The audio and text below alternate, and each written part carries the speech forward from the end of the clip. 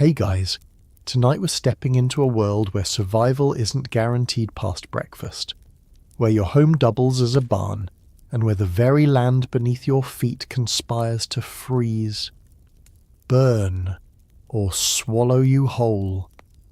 Picture yourself waking in complete darkness, wrapped in scratchy wool that reeks of lanolin and sweat, while ice crystals form on the inside of your turf walls. You hear sheep bleating 3 feet from your head, smell the acrid smoke from a dung fire that never quite goes out, and realise with creeping dread that you've somehow been transported to Viking Age Iceland, roughly 930 CE, when this remote island was still a brutal experiment in Norse settlement. The story may solve mysteries you never had an explanation for, like why Icelanders developed such elaborate storytelling traditions, or how anyone survived in a place where trees barely grew and winter darkness swallowed 4/5 of the day. So, before you explore the story with me, please take a moment to help me subscribe to the channel, like and share this video, or maybe leave a comment below, but make sure you do it when you really like what I bring to you. Tell me where you're watching from, or perhaps share what you think you'd miss most about modern life if you woke up in Viking Iceland tomorrow. Now, let's keep the lights as soft as possible, turn on the fan for a gentle sound to help the story feel more emotional, and let's embark on tonight's journey together. Your eyes adjust slowly to the gloom, and you become aware of the weight pressing down on your chest, not anxiety. Though you'll have plenty of that soon enough, but an actual sheepskin blanket that feels like it weighs 40 pounds and carries the distinctive perfume of wet dog mixed with wood smoke. The longhouse around you is essentially a sophisticated cave, its thick walls constructed from blocks of turf stacked like giant grassy bricks, with a timber frame preventing the whole structure from collapsing inward. You're lying on a raised platform along the wall, what the Vikings called a set, basically a bed shelf built into the architecture itself. Someone nearby is already stirring, and you hear the scrape of shoes on the packed earth floor. There's no window to check the time glasses, a luxury reserved for tiny decorative beads, not something you'd waste on letting cold air find another way inside. Instead, you gauge the hour by the quality of darkness and the activity level of the household. The central long fire, a narrow trench running down the middle of the house's main hall, glows with embers that probably haven't gone completely cold in months. Keeping that fire alive is literally a matter of life and death, because relighting it means precious effort with a fire steel and tinder. And in winter, failure could mean freezing before you manage to strike a proper spark. You swing your legs off the sleeping platform, and your feet meet the floor with a shock of cold that races up your calves. The ground is hard-packed earth mixed with old rushes, animal droppings, and food scraps that have been trampled into a kind of organic concrete. Modern archaeologists love these floors because they preserve everything in layers, like a disgusting historical lasagna.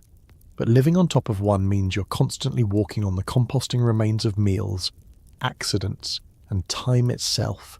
You can actually feel small bones and gods know what else under your feet. The air quality would fail every modern health inspection ever conceived. Smoke from the long fire has nowhere to go except up toward the roof, where it eventually finds its way out through a hole that also lets in rain, snow, and the occasional bird. This means you're breathing a perpetual haze of wood smoke, or more accurately, dung smoke, because trees are so scarce in Iceland that dried sheep and cow manure becomes the primary fuel. Your lungs already feel coated in a fine layer of particulate matter, and you've been awake for maybe 2 minutes. Historians still argue whether the constant smoke exposure led to shorter lifespans, but Viking Age skeletons often show signs of respiratory diseases that suggest the answer is a definitive yes. A woman brushes past you in the darkness. You can barely make out her shape. Just a movement of slightly less dark against dark carrying what sounds like a wooden bucket. She's heading toward the byre section, the part of the longhouse where the livestock spend the winter. Yes, You read that the cows, sheep, and horses live under the same roof as you, separated by nothing more than a low partition wall. The logic is actually sound. In a grim, practical way, animal body heat helps warm the house. And during the worst winter storms, bringing the livestock inside means they don't freeze to death and take your food supply with them. The downside is that you're sharing your bedroom with creatures that have no concept of bathroom etiquette. You hear the sound that you'll come to dread, the splatter of fresh manure hitting the floor, followed by the woman's resigned sigh. She'll shovel it later, pile it outside to dry, and eventually you'll be burning it for warmth. The circle of life in Viking Iceland is less Elton John and more everything becomes either food, fuel, or fertilizer, and sometimes all three. You make a mental note never to think too hard about the smoke you're breathing. The reality of your situation starts to settle in, like the cold seeping through the walls. You're not just visiting Viking Iceland, you're stuck here, in the early 10th century, on an island that sits just below the Arctic Circle, where the growing season lasts maybe 3 months if you're lucky, and where the very concept of surviving a day means navigating a minefield of dangers that modern humans have completely forgotten how to recognize. Your smartphone is useless. Your knowledge of history might help you anticipate what's coming, but it won't teach your hands how to card wool, your stomach how to digest rotten shark, or your social instincts how to navigate a culture where insults must be answered with blood or shame. Outside, you hear wind howling across the landscape, carrying with it the salt spray from the North Atlantic and possibly the scent of volcanic sulphur from one of the island's 30-some active volcanic systems. Iceland is geologically infant, still being born from the mid-Atlantic ridge, and the Vikings who settled here quickly learned that their new home was actively hostile. Earthquakes, eruptions, glacial floods, and weather that could turn deadly in minutes. These weren't occasional disasters, but regular features of existence. Someone has started moving around the long fire, adding fuel and coaxing it back to life. Flames begin to lick upward, and suddenly you can see the interior of your new home in flickering orange light. The longhouse is longer than it is wide, maybe 60 feet from end to end, but only 15 feet across, with walls that curve slightly inward as they rise, giving the whole space a hull-like quality, as if you're sleeping inside an upturned ship, which, in a sense, your Viking builders used the same techniques for both boats and buildings, and the same eye for craft that created dragon ships also shaped these turf fortresses against the north. You notice details now, tools hanging from pegs driven into the timber frame, including axes, sickles, and what looks disturbingly like a weapon or two. Woven tapestries hang on some sections of wall, not for decoration but for insulation, creating a tiny buffer of air between you and the frozen turf beyond. The ceiling is low enough that the tallest men probably have to duck in places, and you can see smoke stains darkening the wood overhead, years of fires creating a lacquer of soot. The quirky truth is that some longhouses were actually quite colourful Vikings, sometimes painted the wood trim in reds and yellows, and those tapestries might feature elaborate scenes from mythology or family history. But in the dim firelight of dawn, everything looks muted, shadowy, hovering between the romantic past and the harsh reality of trying not to die of exposure, starvation, or any of the dozen other threats waiting just beyond these turf walls. Your first day in Viking Iceland has begun, and you haven't even made a breakfast yet. Already, you're cold, disoriented, and breathing air that would probably show up as hazardous on any modern sensor. The sheep in the byre let out a particularly loud bleat, as if laughing at your predicament, and somewhere in the darkness, you hear children beginning to stir. The household is waking up, which means the real work and the real dangers are about to begin. You stand up fully now, careful not to crack your head on the low beam running above your sleeping platform, and take in the full scope of your living quarters in the growing firelight.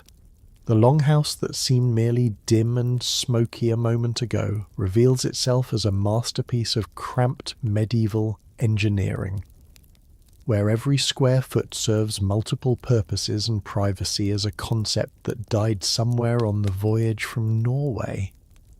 Your sleeping platform, which felt reasonably private in the darkness, is actually one of several built into the walls, separated from your neighbours by nothing more than wooden posts and maybe a curtain if the family is particularly well off.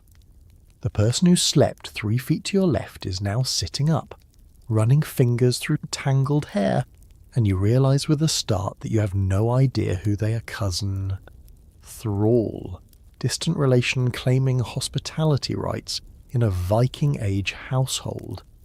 The sleeping arrangements reflect a complex social hierarchy that you're hopelessly unequipped to navigate. The family patriarch and his wife get the best spot, probably the platform at the far end near the high seat, while everyone else arranges themselves in descending order of importance. You, as a confused time traveller with no discernible skills, would likely end up near the door, the coldest, draftiest position, possibly next to the thralls.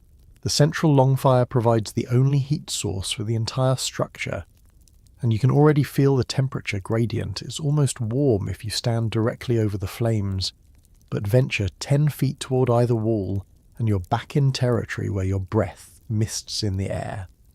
The fire trench itself is about 3 feet wide and runs for perhaps 20 feet down the centre of the main hall, lined with stones to keep it from spreading into the earthen floor. On either side, people are careful to step over it, a dance everyone learns in childhood, but which you'll probably mess up spectacularly at least once today, earning yourself a burned foot and the household's contempt. Historians still argue whether longhouses had any kind of chimney system beyond the simple roof hole, with some evidence suggesting more elaborate smoke vents in wealthier homes, but the consensus is that most Icelanders just lived with constant smoke.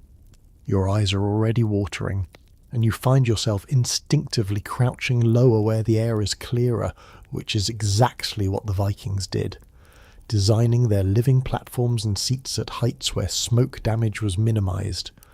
The high seat posts, those ornately carved pillars that marked the master's position, rose just high enough to keep his head above the worst of it, while still allowing him to see everyone in the hall.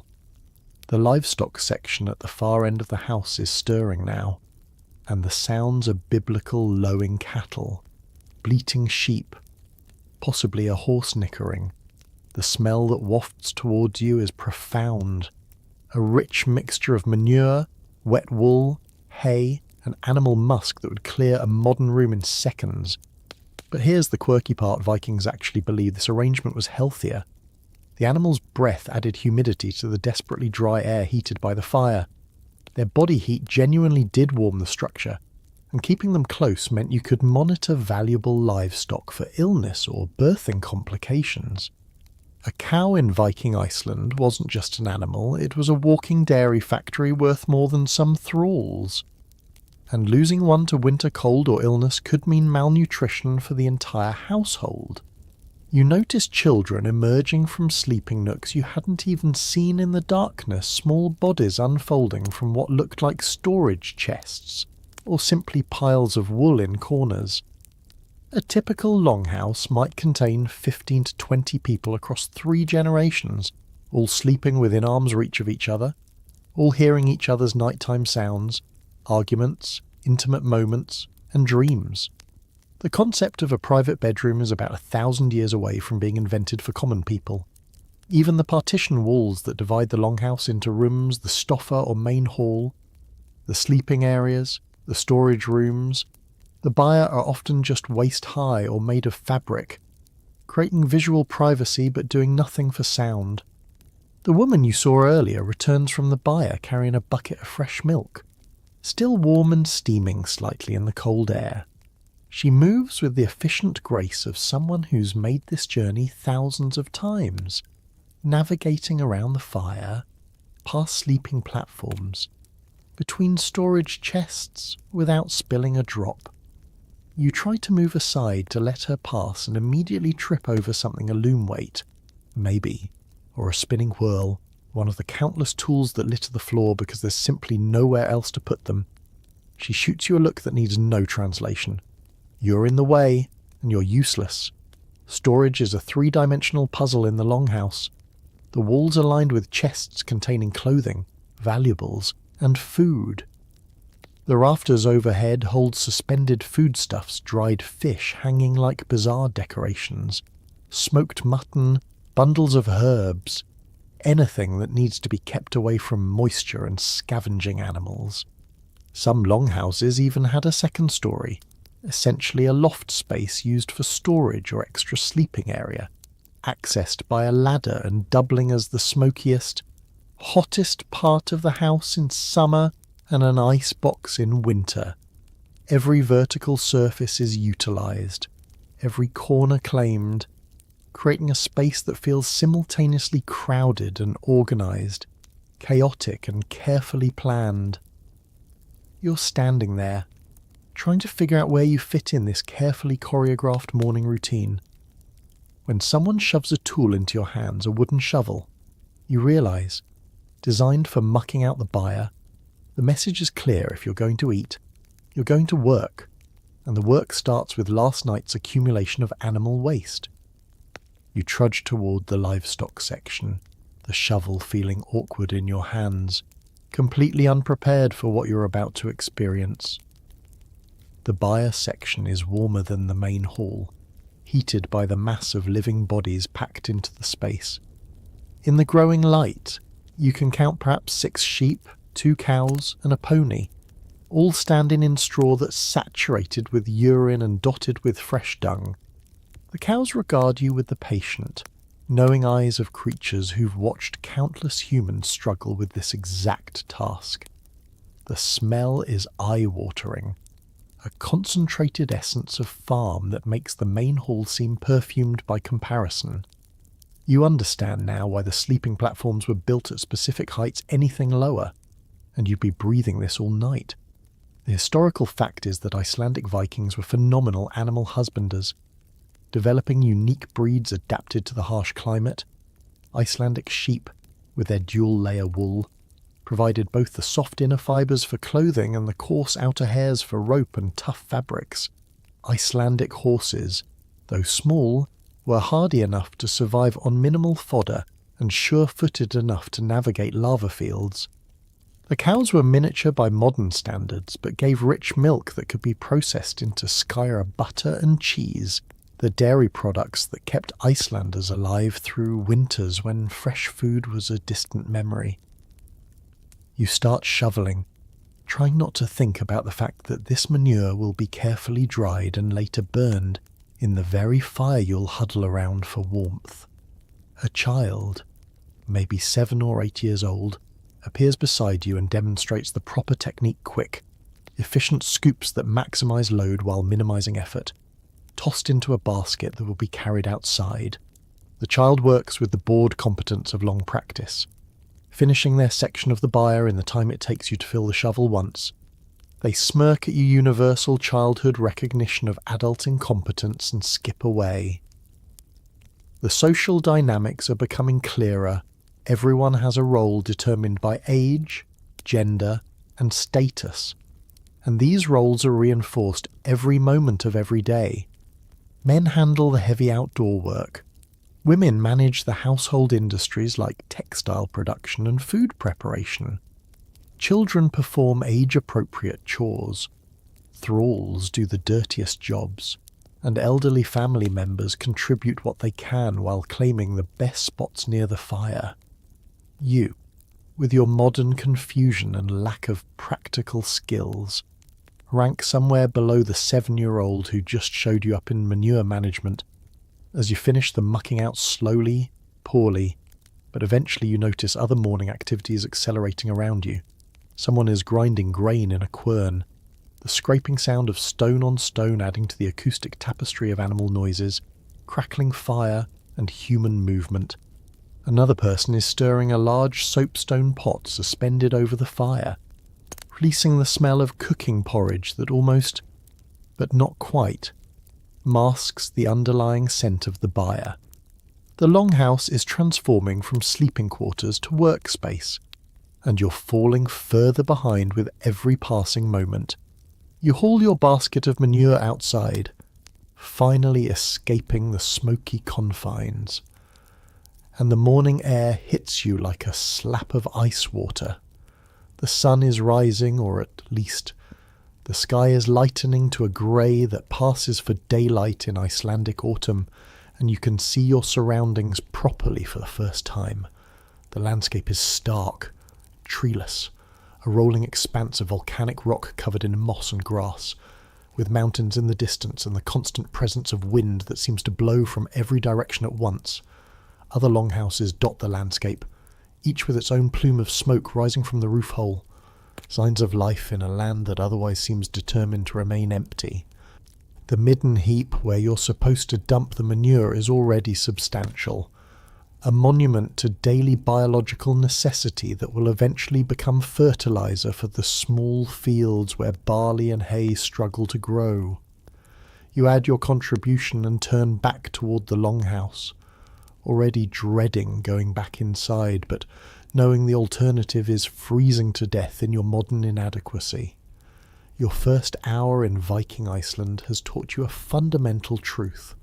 Survival here isn't about bravery or intelligence, it's about knowing 1,000 small skills that take years to learn. And you don't have years. You barely have energy for breakfast. Back inside the longhouse, you gravitate toward the fire like a moth to flame, desperate to thaw your hands and face from the brief exposure to Iceland's morning chill. The household is gathering for the morning meal, and you're about to discover that Viking-age breakfast bears absolutely no resemblance to your usual coffee and toast routine. A wooden bowl is thrust into your hands, no ceremony, no good morning. Just the expectation that you'll take what's offered and be grateful for it, and you peer down at its contents with growing apprehension. The porridge staring back at you is a greyish-brown sludge made from barley that was probably ground weeks ago and has been absorbing the longhouse's ambient smoke flavour ever since. Someone ladles a dollop of skyr on top, and while you might recognise this as the Icelandic yoghurt that trendy modern cafes serve in overpriced bowls, this version is funkier, tangier, with the aggressive sourness of something fermented in conditions that would horrify any health inspector. There's no sugar, no honey to sweeten it. Those are luxuries reserved for special occasions, just the stark reality of grain and cultured milk product that your taste buds immediately register as wrong. You take a tentative bite and the texture is grainy, thick enough to stand a spoon in, while the flavour is aggressively sour with an undertone of smoke that makes you think of licking a campfire. This is fuel, not food in the pleasurable sense. Calories packed into a dense form that will keep you moving through hours of manual labour in sub-freezing temperatures. The historical fact is that Icelanders consumed between 3,000 to 4,000 calories daily during the medieval period. Not because they were gluttons, but because their bodies were constantly burning energy just to maintain core temperature and perform the endless physical work that survival demanded. Beside the porridge, someone has laid out slabs of dried fish stockfish, cod that's been hung in the cold air until it loses 80% of its moisture and becomes hard as wood. You pick up a piece, and it feels like you're holding a small plank. The quirky truth is that you're supposed to beat it with a rock first to break down the fibres, then tear off small pieces to chew slowly, letting your saliva gradually rehydrate the fish until it becomes something approaching edible. The Vikings discovered this preservation method almost by accident, finding that Iceland's cold, dry winds created perfect conditions for drying fish without salt, a crucial discovery since Iceland had no salt deposits and importing it was expensive. You attempt to bite the stockfish directly and nearly crack a tooth. earning chuckles from the children watching your incompetence. A weathered hand belonging to an elderly woman whose face is a roadmap of wrinkles earned through decades of this exact life takes the fish from you, demonstrates the rock-beaten technique, and hands back a slightly more manageable piece. You chew it cautiously, and the taste is intensely fishy, salty from the fish's own preserved juices, with a texture that starts like jerky and gradually becomes something you can actually swallow. It's not terrible, exactly, but it's relentless, the kind of food that announces itself and refuses to be ignored. Then comes the piece de resistance hakal, the fermented shark that's become Iceland's most notorious culinary export.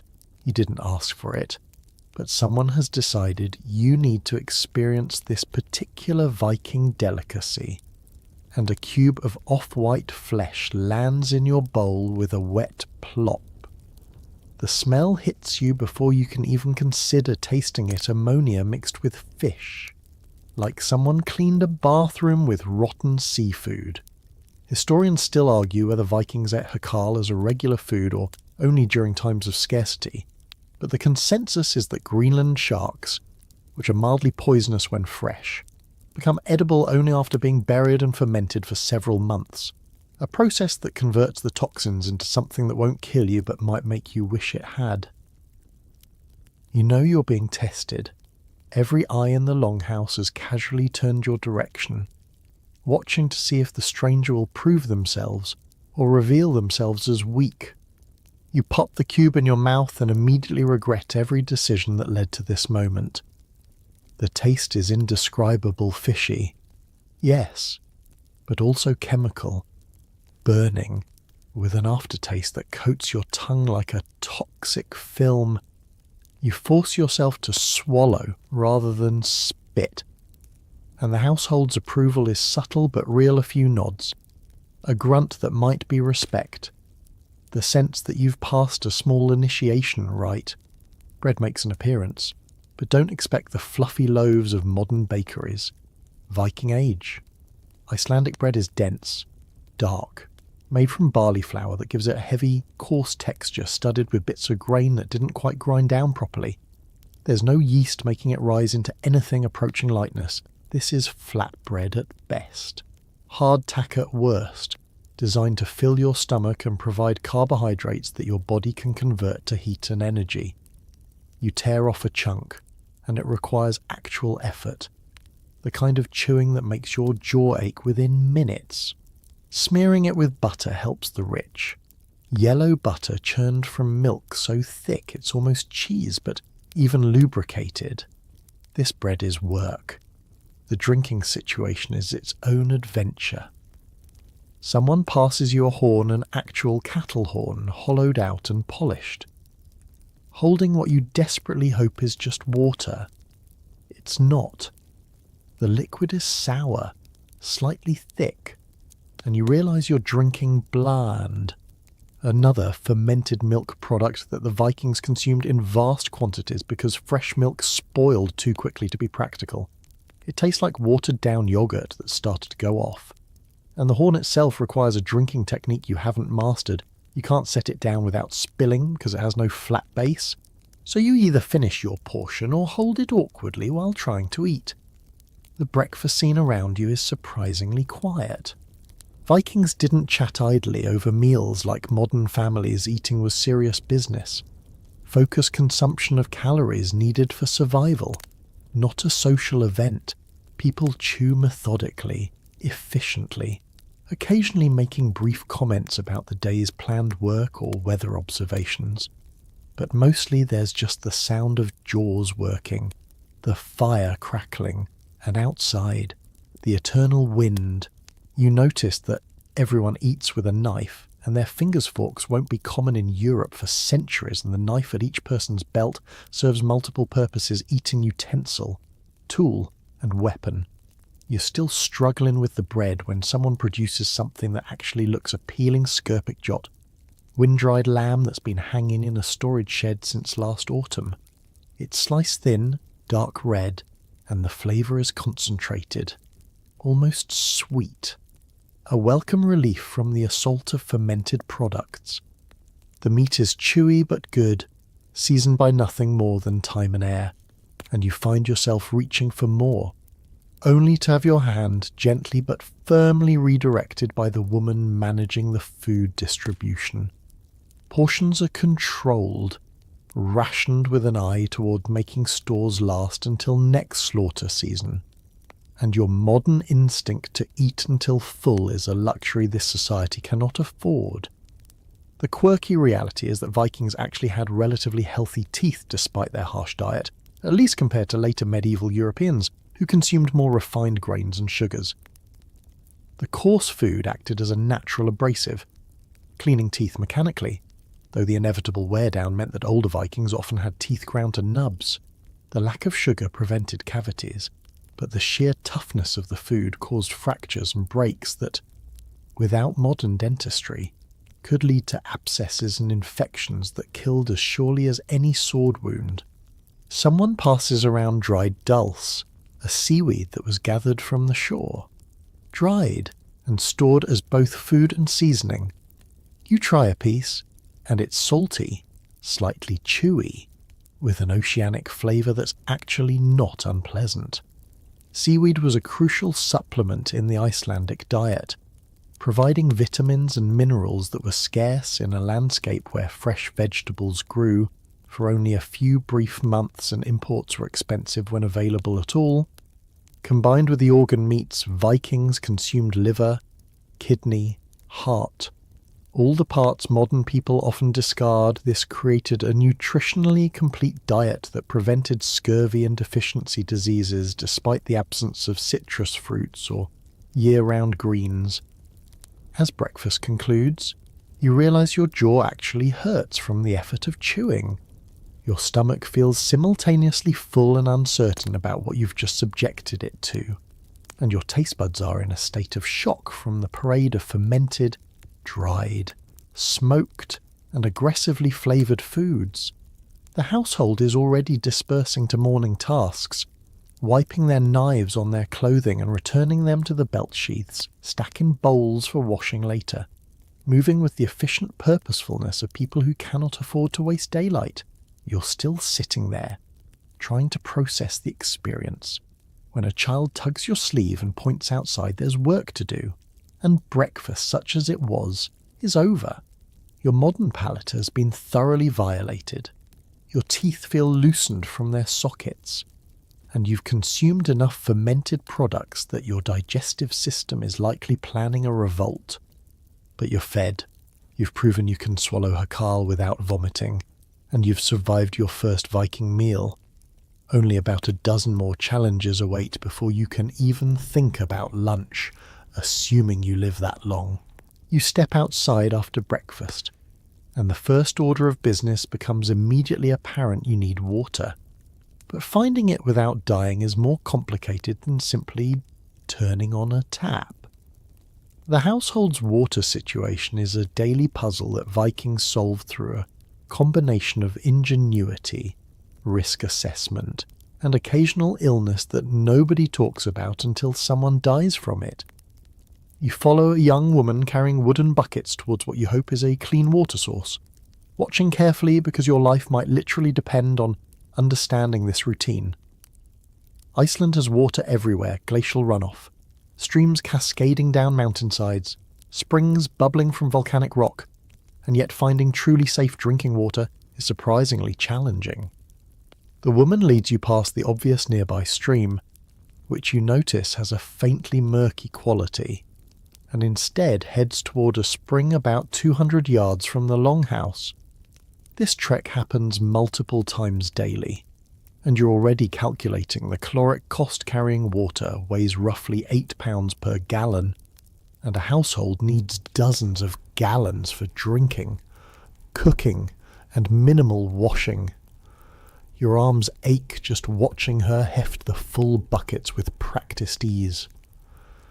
The spring emerges from between moss-covered rocks, cold and clear, and she fills her buckets with efficient movements that minimize splashing. You kneel to cup some water in your hands, and the temperature shocks your palms. This is glacial melt, probably just a few degrees above freezing, so cold it makes your teeth ache when you drink. But the taste is clean, pure, free from the mineral tang of groundwater or the brackish hint of streams that pass through sheep pastures. Historians still argue whether Vikings understood germ theory in any practical sense. But they definitely knew that some water sources caused the flux dysentery while others didn't, and they chose accordingly. The quirky truth is that Vikings had a complex water hierarchy. Spring water was best for drinking, stream water acceptable for washing clothes or livestock, and stagnant pond water used only for the dirtiest tasks or in emergencies. They even had superstitions about water sources. Some springs were considered sacred, blessed by spirits or Christian saints, depending on when exactly Iceland converted, and taking water from them required small rituals or offerings. You notice the woman murmurs something before filling her buckets, perhaps a prayer, perhaps just habit, the kind of small magic that helps people feel control in an uncontrollable world. But here's what they don't tell you about Viking hygiene. It exists, but not in any form you'd recognise as adequate.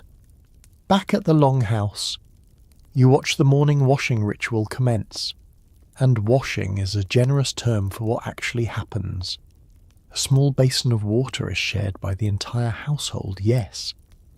The same water, passed from person to person, growing progressively greyer and more questionable with each use. The first person, usually the household head, gets relatively clean water. By the time it reaches the thralls and children, you're essentially wiping your face with a cloth dipped in communal face soup. You're handed the basin after about 8 people have used it, and the water is now tepid and cloudy with a film of oil floating on top, remnants of the sheep lanolin that permeates everything in contact with wool. Which is everything. There's a shared cloth, damp and slightly slimy, and you're expected to wipe down your face and hands with this. You do so gingerly, wondering if you're actually getting cleaner or just redistributing different people's dirt in a sort of bacterial potluck. The historical fact is that Vikings were actually considered quite clean by medieval European standards. They combed their hair, trimmed their beards, and changed their shirts relatively frequently, but clean is a spectrum, and you're discovering that the Viking end of that spectrum still involves shared washing water that would be rejected by modern standards as a biohazard. Then there's the bathing situation, which you'll come to both dread and desperately crave. Full-body bathing doesn't happen daily. The fuel required to heat that much water is prohibitive, but rather weekly if you're lucky, monthly if you're not. When it does happen, it's a production involving the entire household. A large wooden tub is dragged out, water is heated laboriously over the fire in soapstone pots, and then people bathe in order of status, again sharing the same water. By the time the last person climbs in, they're essentially marinating in a human stew that's been seasoned with a dozen bodies' worth of accumulated grime. The sauna tradition exists. Vikings knew about hot steam bathing from their continental cousins, but Iceland's scarcity of wood makes this a rare luxury. Some wealthy farms near geothermal areas exploit natural hot springs, creating bathing pools that are genuinely pleasant, but most Icelanders make do with cold water wipe-downs and the occasional heated bath that's more symbolic cleansing than actual dirt removal. You're learning that clean in Viking Iceland means not actively crusted with filth, a standard that will take considerable psychological adjustment to accept. Laundry is another water-intensive nightmare that you're fortunate to mostly observe rather than participate in, at least this first day. Women are already gathering at a nearby stream with enormous piles of clothing, preparing to beat wool and linen against rocks in water, so cold it turns their hands bright red, then numb white. The soap they use is homemade from animal fat and ash, creating a caustic lye solution that cleans through chemical burning as much as actual washing. You watch them work, their hands moving in rhythms perfected over lifetimes, and realize that every piece of clothing you're wearing represents hours of brutal labor just to keep it from becoming too offensive. The toilet situation, and you knew this was coming as medieval in the most literal sense. There is no bathroom, no outhouse, not even a dedicated hole in the ground. Instead, there's a designated spot some distance from the longhouse. Basically just an area where everyone goes to do their business, creating a communal waste zone that grows increasingly foul as the season progresses. You're handed a small wooden stick, essentially a primitive toilet paper substitute that you're expected to use, and then clean or not for the next person. The concept of privacy during elimination is non-existent. People simply walk a suitable distance, squat or stand as anatomy dictates, and handle their business while possibly conversing with neighbours doing the same. Historians still argue about the exact specifics of Viking toilet practices because, understandably, is not something the sagas spent much time describing. Archaeological evidence suggests some farms had small outbuildings that might have served as dedicated toilet spaces, but many simply used the walk far enough that the smell doesn't reach the house method. In winter, when walking far means trudging through snow and risking exposure, people made do with chamber pots that were emptied in the morning, adding their contents to the general midden heap that's becoming a significant landscape feature. The waste management system, such as it exists, relies on cold temperatures, distance, and the hope that decomposition happens faster than accumulation. The midden heap you contributed to earlier is actually a carefully managed resource. Human and animal waste mixed with straw, food scraps, and other organic matter, all composting slowly into fertilizer for the small barley fields and hay meadows. Nothing is wasted in Viking Iceland because waste itself is a resource, even if handling it is one of the most degrading tasks in a society already full of degrading tasks. You're given a small horn of something to rinse your mouth, not toothpaste, which is centuries away from invention, but water infused with herbs, maybe mint if they could get it, or just plain water if they couldn't. Vikings cleaned their teeth by chewing willow bark or using rough cloth, scrubbing away food particles with friction alone. Some wealthier individuals had toothpicks carved from bone, exotic items that doubled as status symbols. Your modern dental hygiene routine of brushing twice daily with fluoride toothpaste is impossible, and you can already imagine the build-up beginning, the way your teeth will feel increasingly fuzzy as days pass. The morning's hygiene routine concludes with what passes for deodorant. Nothing. Body odour is universal, accepted, a fact of life that nobody comments on because everyone smells equally ripe. The wool clothing absorbs sweat and oils. The fish oil used to waterproof garments adds its own perfume. And underneath it all is the base scent of human being who burns dung for warmth and shares living space with livestock. You'll come to not notice it. Eventually, your olfactory system adapting to treat this as the normal baseline. But for now, every breath reminds you that you're living in a world where essence of sheep barn is just how people smell. The quirky reality is that Vikings were actually quite concerned with appearance, and grooming combs are among the most common archaeological finds, often elaborately decorated and carried in small cases. They braided hair, trimmed beards into specific styles, and even had beauty standards that valued clear skin and bright eyes. But beauty and hygiene operated on completely different assumptions than modern standards, working within constraints of water scarcity, fuel poverty, and a climate that punished any activity requiring exposed skin or wet hair. As the morning's water and hygiene tasks conclude, you realise you've used more physical energy and encountered more potential pathogens before mid-morning than you might in a modern week. Your hands are chapped from cold water. Your face feels tight from the communal washing cloth's mysterious residue. And you're pretty sure you've violated several health codes that won't be written for another 1,000 years. But you're clean by Viking standards, which means you're acceptable for another day of survival. In a land where staying alive requires constant, exhausting vigilance against dangers both obvious and microscopically invisible. Now that you're fed and marginally cleaner, it's time to address the clothing situation, and you quickly discover that getting dressed in Viking Iceland is less about fashion and more about constructing a wearable survival system from materials that all seem designed to cause maximum discomfort. Someone tosses you a bundle of garments, and you unfold them with growing trepidation, recognizing that each layer represents hours of labor by women whose fingers bled to create the textiles that might keep you from freezing to death. The base layer is a linen shift, or it would be linen if this were a wealthier household with trade connections to flax-growing regions. More likely, it's actually wool.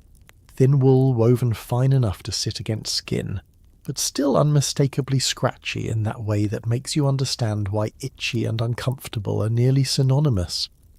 You pull it over your head, and the sensation is immediate, thousands of tiny wool fibres making contact with your skin. Not painful exactly, but insistently present. A constant low-level irritation that you are assured you'll get used to. Historians still argue whether Vikings wore linen undergarments routinely or if wool-on skin was the norm. But in Iceland's economy, where every resource had to be produced locally, wool was king, queen, and the entire royal court. Over the shift goes a longer woolen tunic or dress. Depending on your assigned gender in this medieval situation, the wool is thicker here, woven in a tight twill that provides actual warmth but weighs what feels like 10 pounds.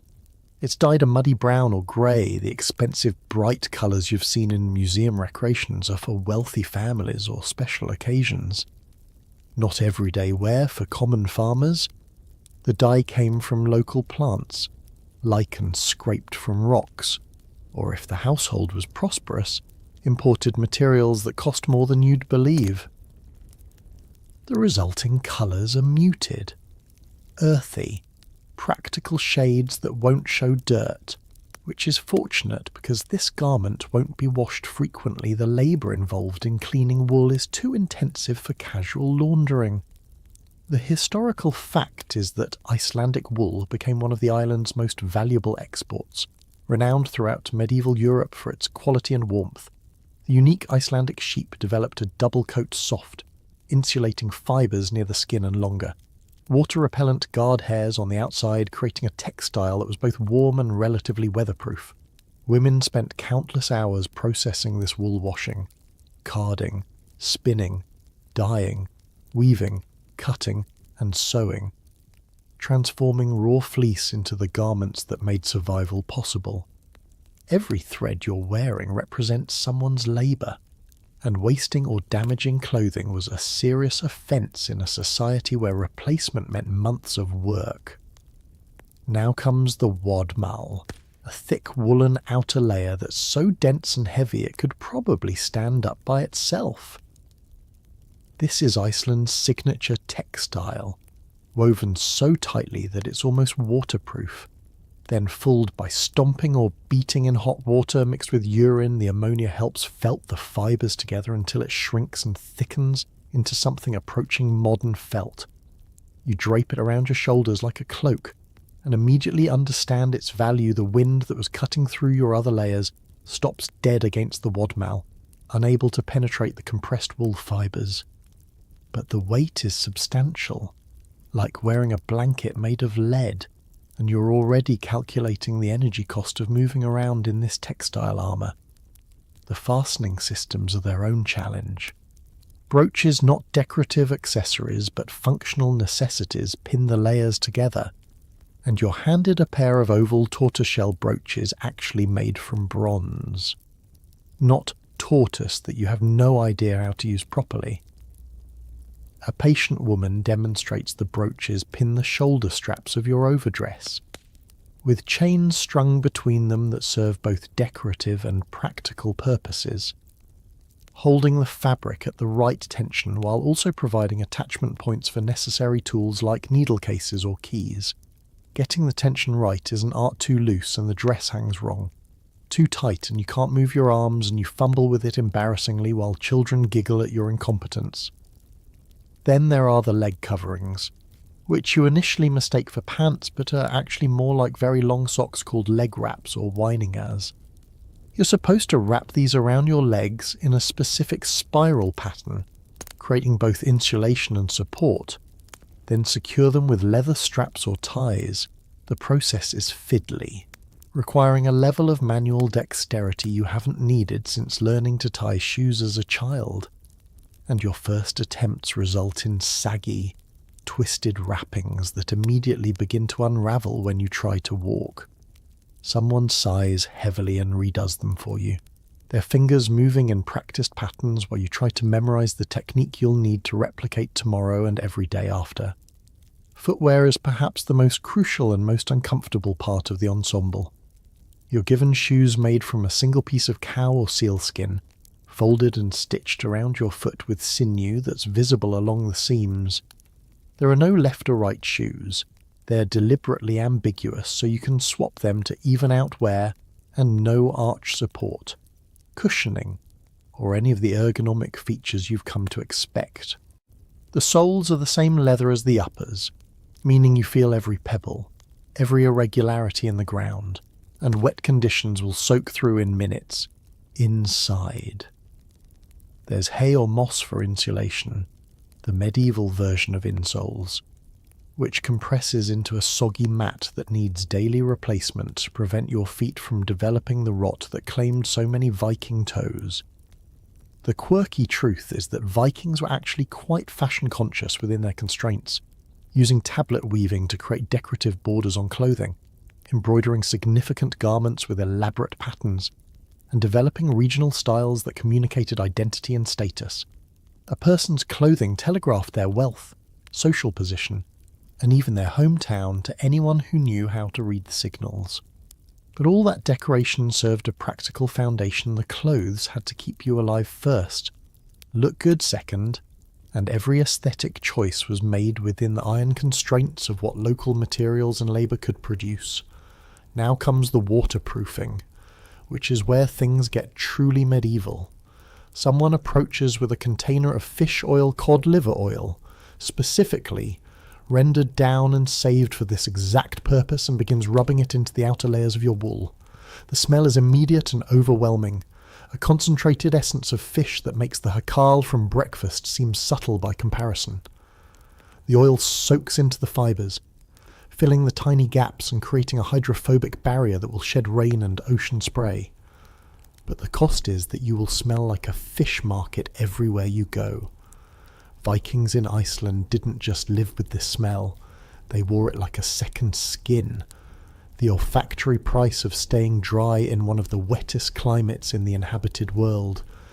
You're also given a sheepskin cloak, fur side in, which adds another layer of warmth and waterproofing, but also another £5 to your ensemble.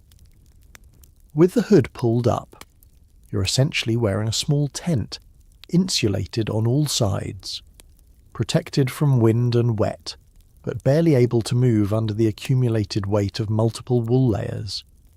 Fish oil coating and sheepskin. You try to walk and find yourself waddling like an overstuffed doll. Your range of motion severely limited, your body already beginning to sweat under the insulation, even though the air temperature is barely above freezing. The belt situation is crucial.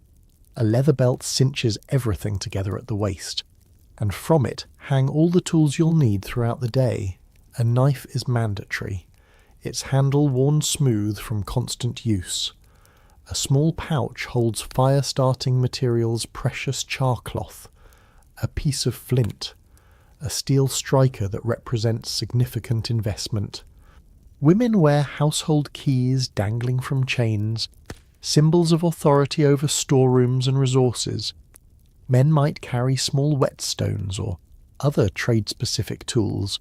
Everything you need must be on your person, because running back to the house for forgotten items means losing daylight and energy you can't afford to waste. Gloves or mittens are available, but they're crude by modern standards, simply shaped bags of wool or leather that keep your hands warm but make fine manipulation nearly impossible. You'll spend the day pulling them off for detailed work, then quickly replacing them when your fingers start going numb. a constant dance between functionality and preservation. The historical record shows that Vikings did develop more sophisticated glove designs for specific tasks, but everyday wear was these simple mittens that prioritized warmth over dexterity. Your head covering is a simple wool cap or hood, pulled down over your ears, completing the ensemble that transforms you from a recognizable human into an ambulatory pile of textiles and animal products. You catch your reflection in a bucket of water and barely recognize yourself. You're bulky, shapeless, and you smell like a combination of wet sheep, fish market, and wood smoke. The signature scent of Viking Iceland that probably preceded every Norse visitor by several yards. But you're warm, genuinely warm for the first time since arriving, and you understand viscerally why Vikings were willing to endure the discomfort, wait, and smell. The alternative was death by exposure, and suddenly, itchy wool seems like a very reasonable price to pay as you stand there, fully dressed in your medieval survival suit. Someone nods approvingly. You look the part now, even if you still have no idea how to actually function in these garments. The morning is advancing, the sun climbing toward its pathetically low Arctic arc across the sky. And the real work of the day is about to begin. You're fed, washed, dressed, and absolutely exhausted already, having burned more calories in morning preparation than a modern person might use in half a day. But you're ready. As ready as someone from the 21st century can be, to face whatever challenges a Viking working day has waiting. Spoiler alert, it's going to be absolutely brutal. The morning's actual work begins now, and you quickly discover that chores in Viking Iceland is a laughably inadequate term for the relentless physical labour that fills every moment from dawn until collapse. You're directed toward the home field, the tun where the barley and hay crops require constant attention, even this late in the season, and your modern body, accustomed to perhaps a gym workout or a brisk walk on good days, is about to be introduced to the kind of sustained manual labour that would exhaust a professional athlete. First up is hay collection, because in Iceland hay isn't just animal feed, it's the difference between livestock surviving winter and the entire household starving when the animals die. You're handed a wooden rake, its tines carved from a single piece of wood and smoothed by years of use, and pointed toward a meadow where grass has been cut and left to dry. Your job is to turn the hay, ensuring it dries evenly without rotting, then gather it into ricks that will eventually be transported to storage. Simple enough, right? Except the meadow is the size of several football fields. The rake is heavier than it looks, and you're working at an altitude and latitude where the thin air makes every breath feel insufficient. You begin raking, and within 10 minutes your shoulders are burning. Within 20, your lower back has joined the chorus of complaint. By 30 minutes, you're seriously questioning whether you'll survive until lunch, and you've completed maybe a tenth of the area that needs attention. Meanwhile, the household's children are working alongside you, moving twice as fast with half the effort, their small bodies optimized by a lifetime of this exact labour. A girl who can't be more than 10 is outraking you 3-1, occasionally glancing over with an expression that mixes pity and contempt. The historical fact is that Viking Age Icelanders worked an estimated 16 hours daily during summer months, racing to complete all necessary tasks during the brief period when the weather allowed outdoor work. Winter brought different but equally demanding indoor tasks. Textile production, tool repair, food processing, meaning there was effectively no off-season, just different types of exhausting labour. The modern concept of a weekend didn't exist. The closest thing to rest was Sunday church observance after Iceland's conversion to Christianity, and even that was often abbreviated when work demanded.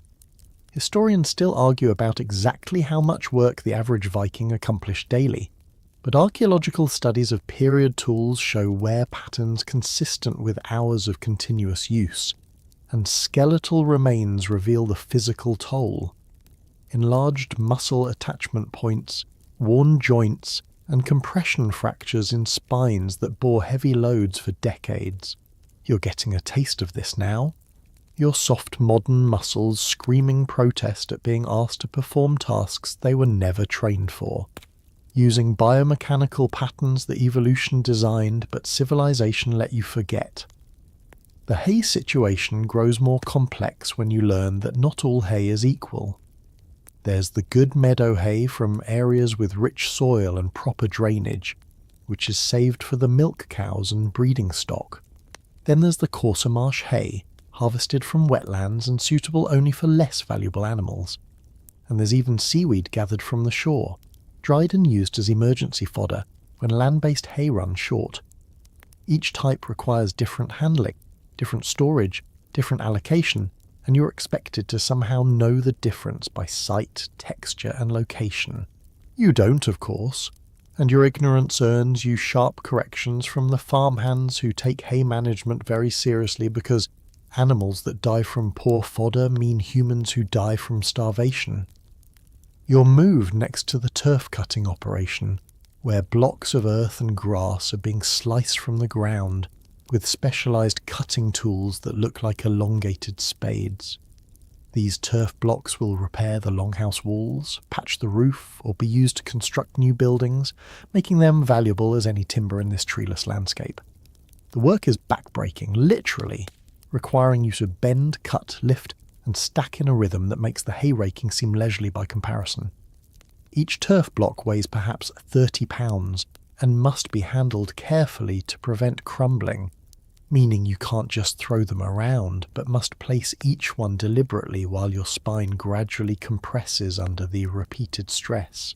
The quirky truth is that Icelandic turf structures could last generations if properly maintained, with some turf churches and farmhouses remaining habitable for 2 or 3 centuries. The turf itself was carefully selected. Too much grass and it would rot, too much bare earth and it would crumble, and cut at specific times of year when the root systems held everything together optimally. This wasn't just construction, it was a sophisticated understanding of soil science and structural engineering translated into back-breaking manual labour. After an hour of turf cutting, you're reassigned to dung collection, because apparently your morning contribution wasn't sufficient. Armed with a basket and scraper, you're sent to gather sheep droppings from the fields where the animals graze during the day.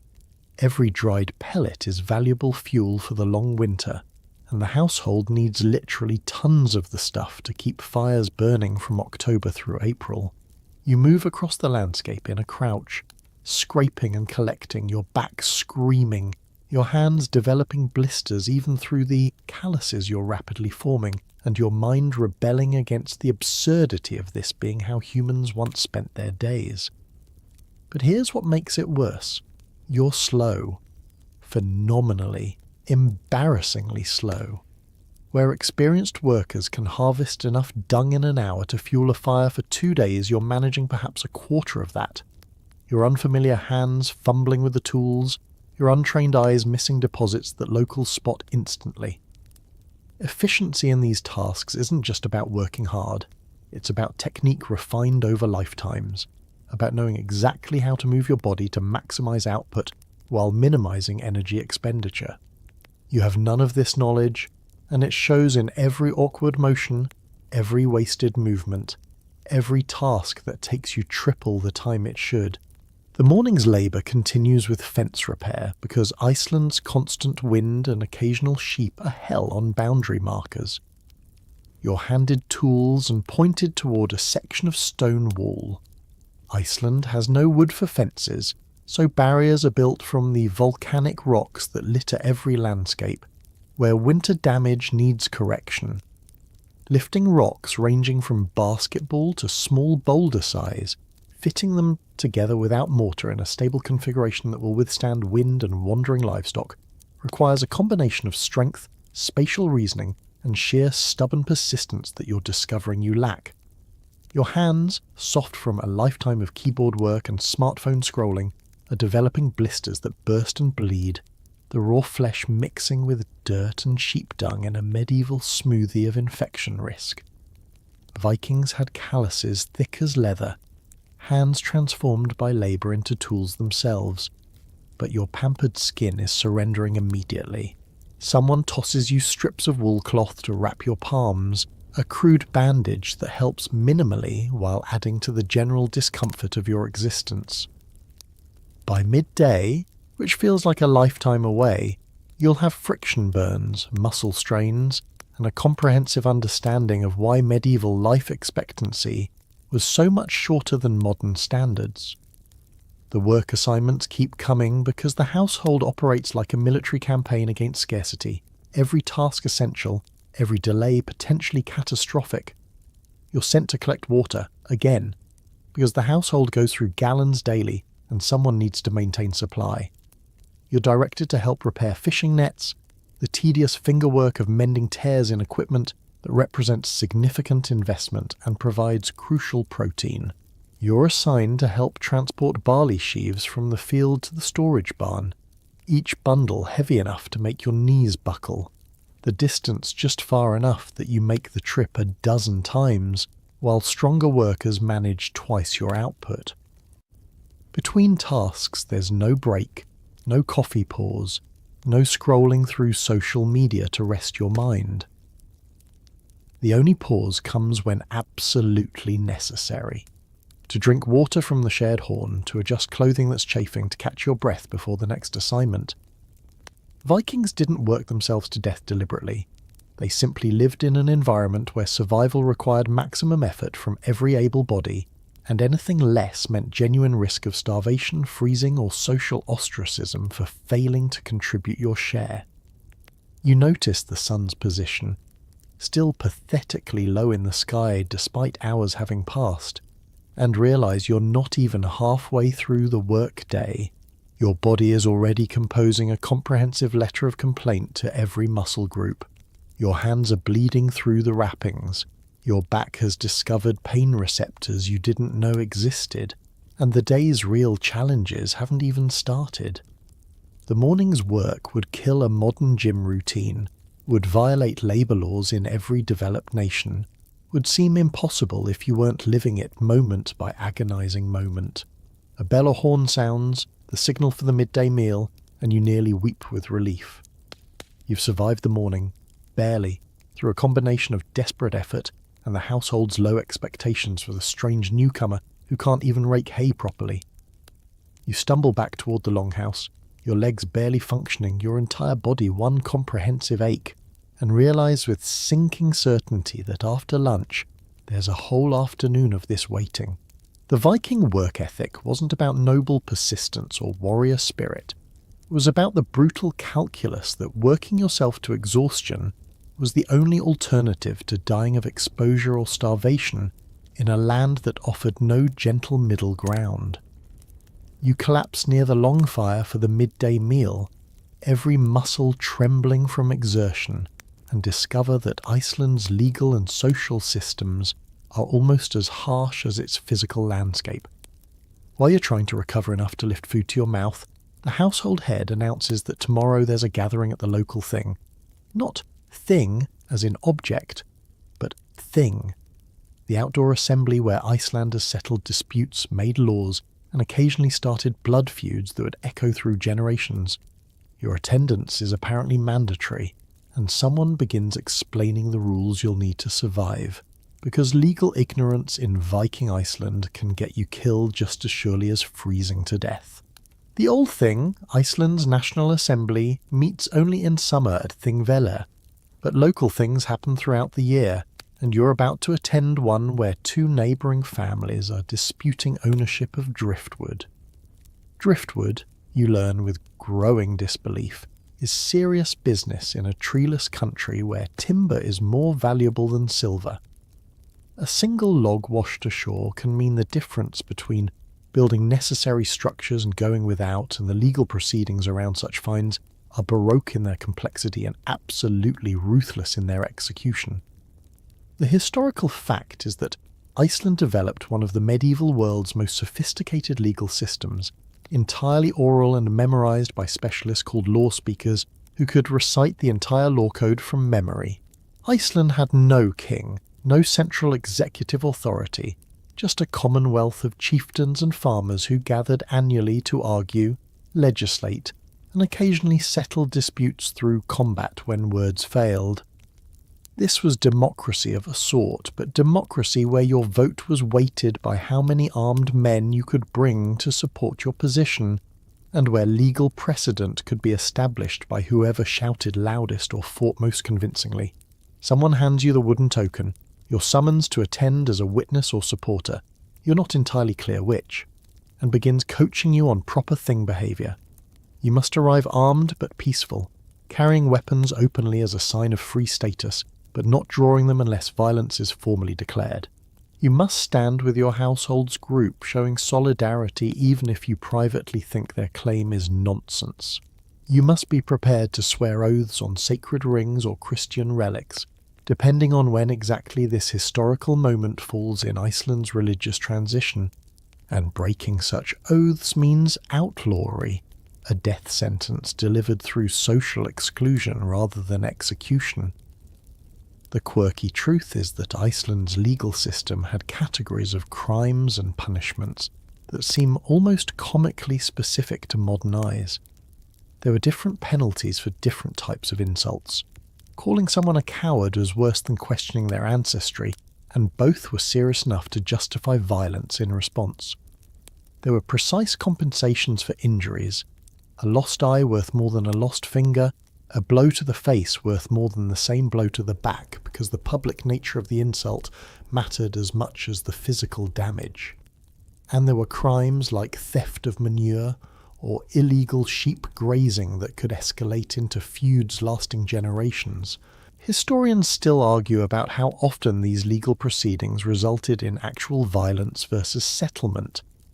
But the sagas are full of stories where minor disputes, a stolen bucket, an insult at a feast, a boundary disagreement, spiraled into bloodbaths that decimated families and reshaped political alliances. The thing assemblies were pressure valves for social tension, but sometimes, instead of releasing pressure safely, they exploded into violence that made the original dispute seem trivial by comparison. You're being warned to stay quiet, stand still, and avoid eye contact with anyone from the opposing side, because even an accidental slight could turn you into a target. The driftwood dispute you'll witness tomorrow has apparently been building for months. One farmer claims he spotted the log first, marked it with his sign, and has prior claim based on coastal boundaries established decades ago. The other farmer claims the tide carried the log onto his land, making it his by right of where it landed, and besides, the first farmer's boundary markers are disputed and possibly fraudulent. Both have assembled supporters, called in favours from allied chieftains, and are prepared to argue their cases with the passion usually reserved for murder trials, because in Iceland's resource-scarce economy, this single log represents genuine wealth. You're told that if you're called to testify, you must speak clearly, without hesitation, and support your household's position regardless of truth. The concept of objective testimony doesn't really exist. You're expected to be loyal first, honest second, and your credibility depends more on your social standing and connections than any actual knowledge of events. If you contradict your household's story, you've betrayed them, possibly earning outlawry yourself or at minimum destroying your reputation and making your survival in this tight-knit community nearly impossible. The legal vocabulary alone is overwhelming. You learn terms like vargir I veum, wolf in the sacred places, meaning an outlaw stripped of all legal protection who can be killed without consequence. There's sekar, meaning guilty but with different degrees and types requiring different penalties. There's bot, the compensation payment that can settle disputes without violence, calculated through complex formulas involving the status of victim and perpetrator, the nature of the offence, and the current political climate. Missing a payment or offering insufficient bot is itself an insult requiring response, creating cascading cycles of obligation and revenge. The Thing Assembly isn't just about resolving the driftwood dispute, it's theatre, a performance where families display their strength, forge alliances, and establish social hierarchies that will govern interactions until the next gathering. You're expected to dress in your best clothing, which you don't have, bring gifts for allies, which you can't afford, and generally project an image of prosperity and power, even if you're one bad harvest from starvation. The Viking legal system operated on appearance and reputation as much as actual justice, rewarding those who could perform confidence and punishing those who showed weakness. Someone mentions, almost casually, that duels sometimes settle disputes that words cannot. Not the Hollywood version with dramatic swordplay, but the formal holmgang, combat fought on a small marked area, with specific rules about weapons, shields, and the number of exchanges allowed. Being challenged to holmgang is a serious matter. Refusing marks you as a coward and can result in social death worse than actual death. Accepting means potential injury or death in combat, against someone who's probably been training since childhood while you've been pushing papers or staring at screens. You make a mental note to avoid any situation that might be construed as challenge-worthy, which basically means avoiding everything and everyone. The legal intricacies continue piling up. You learn about the quarter courts and the fifth court, the different jurisdictions and their specific procedures. You learn that procedural errors, calling witnesses in the wrong order, using incorrect formulas for oaths, standing in the wrong position, can invalidate entire cases, leading to sophisticated legal gamesmanship where lawyers, though they are not called that, try to trap opponents in technical violations. Iceland's oral legal tradition required lawyers to memorize not just laws but precedents, procedures, and the genealogies necessary to establish standing and credibility, creating a specialist class whose mental capacity staggers modern imagination. You're warned about the summer games that happen alongside thing assemblies, wrestling matches, horse fights, tests of strength and skill that seem like entertainment but actually serve to establish dominance hierarchies and settle minor disputes without formal legal proceedings.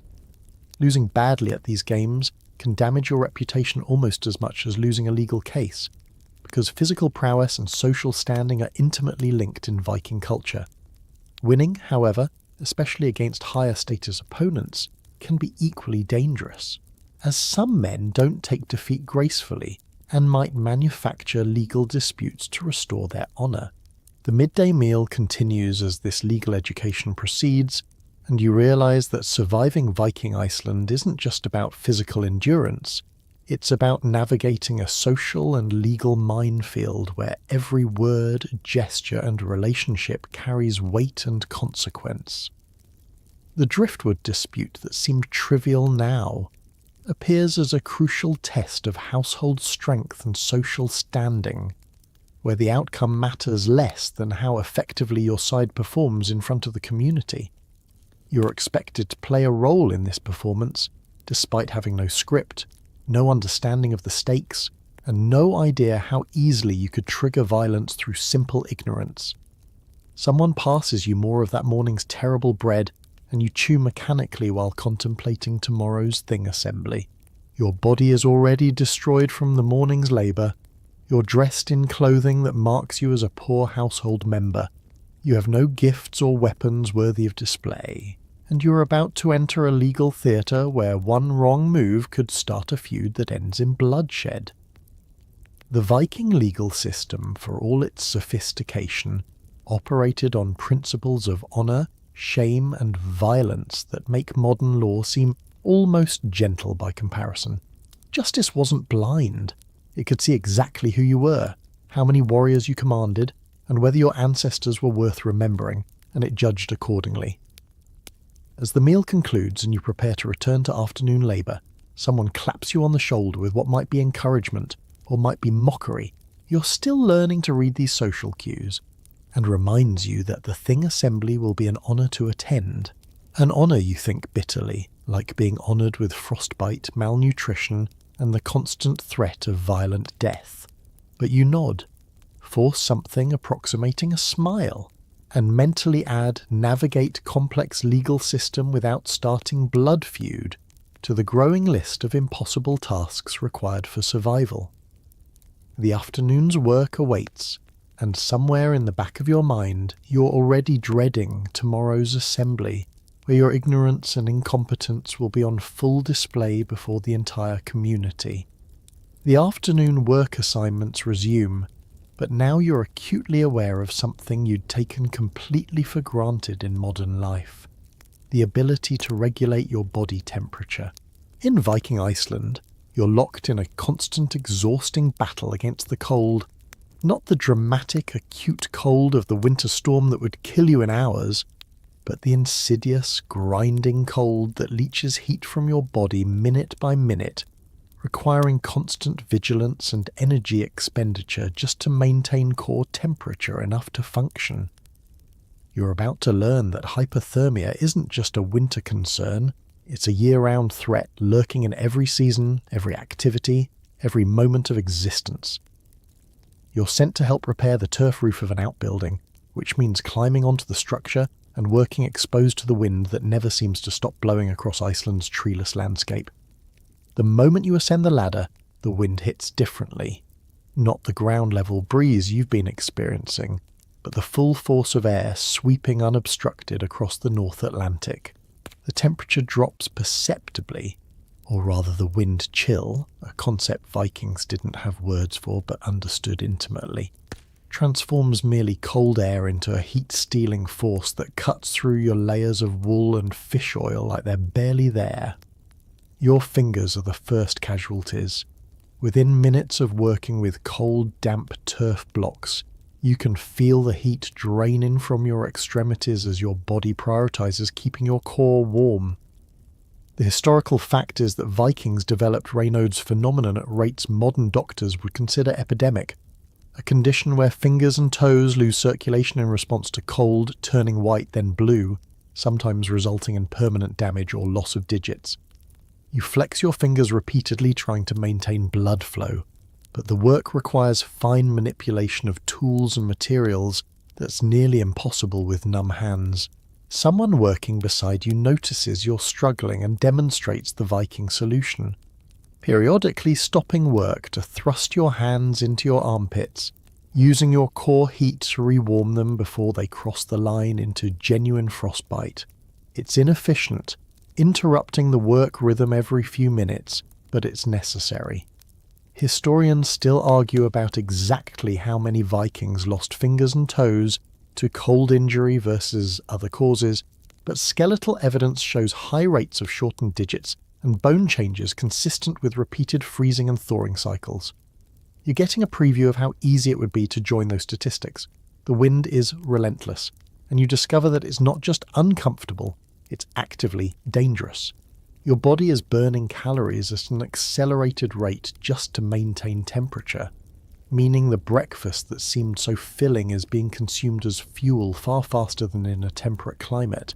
Vikings in Iceland needed those 3,000, 4,000 daily calories not for the physical work alone, but for the constant thermogenesis required to survive in an environment where the average temperature, even in summer, rarely exceeds 50 degrees Fahrenheit, 10 degrees Celsius.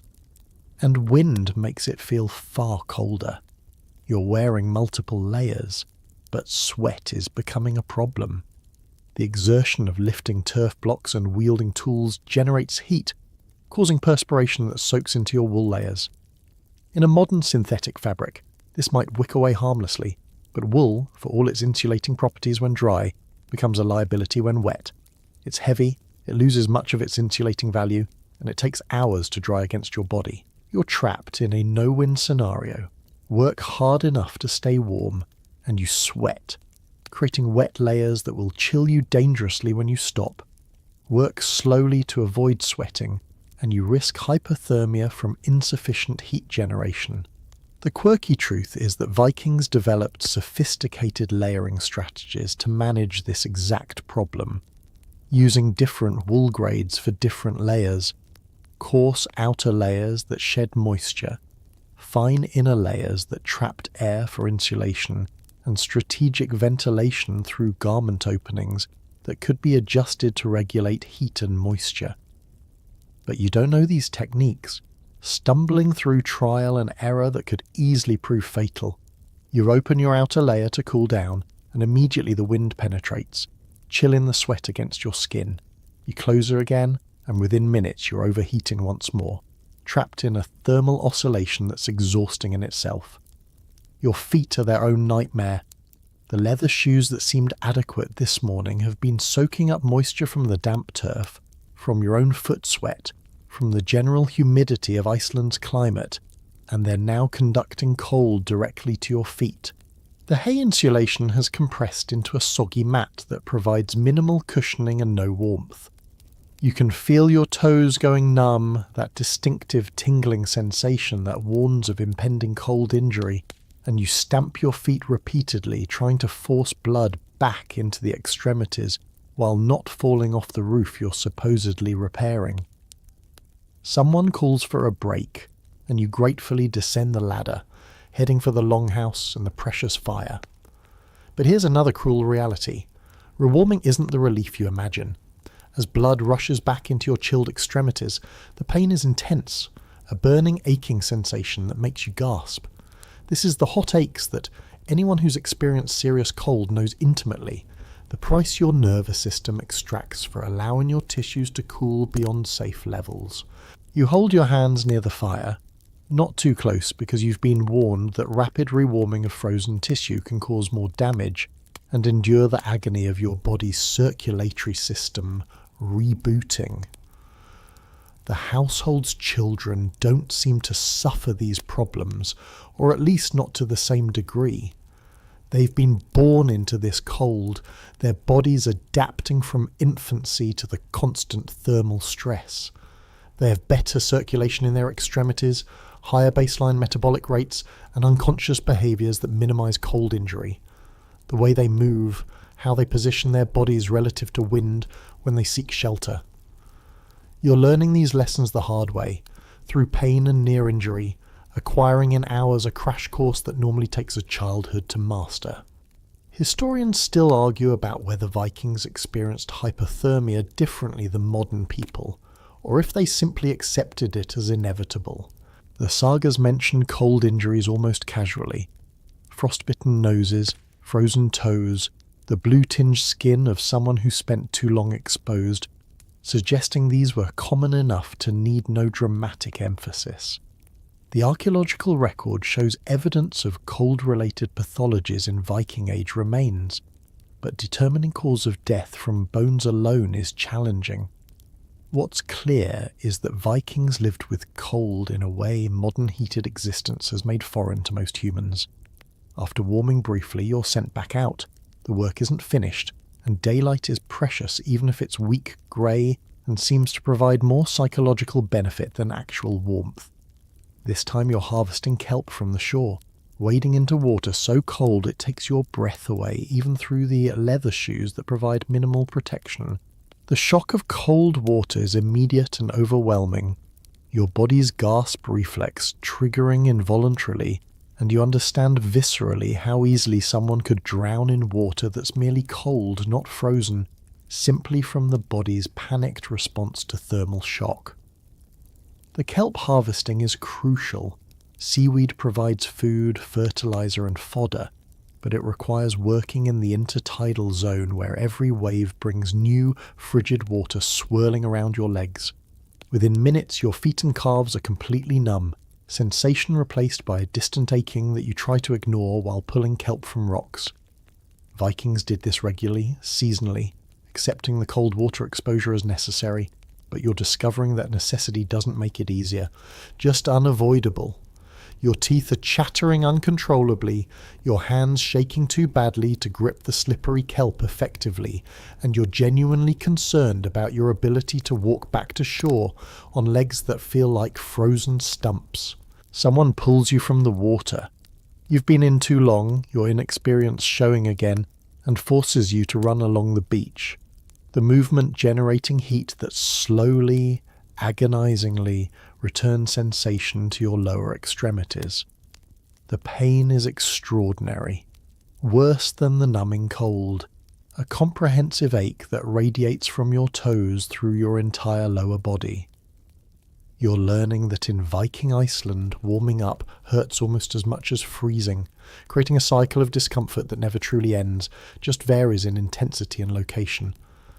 The afternoon wears on through various tasks, carrying water that sloshes and soaks your clothing with its frigid contents, mending nets while sitting in the wind that steals heat faster than you can generate it, moving between outdoor work and brief indoor warming sessions that provide temporary relief but never quite restore you to comfortable warmth.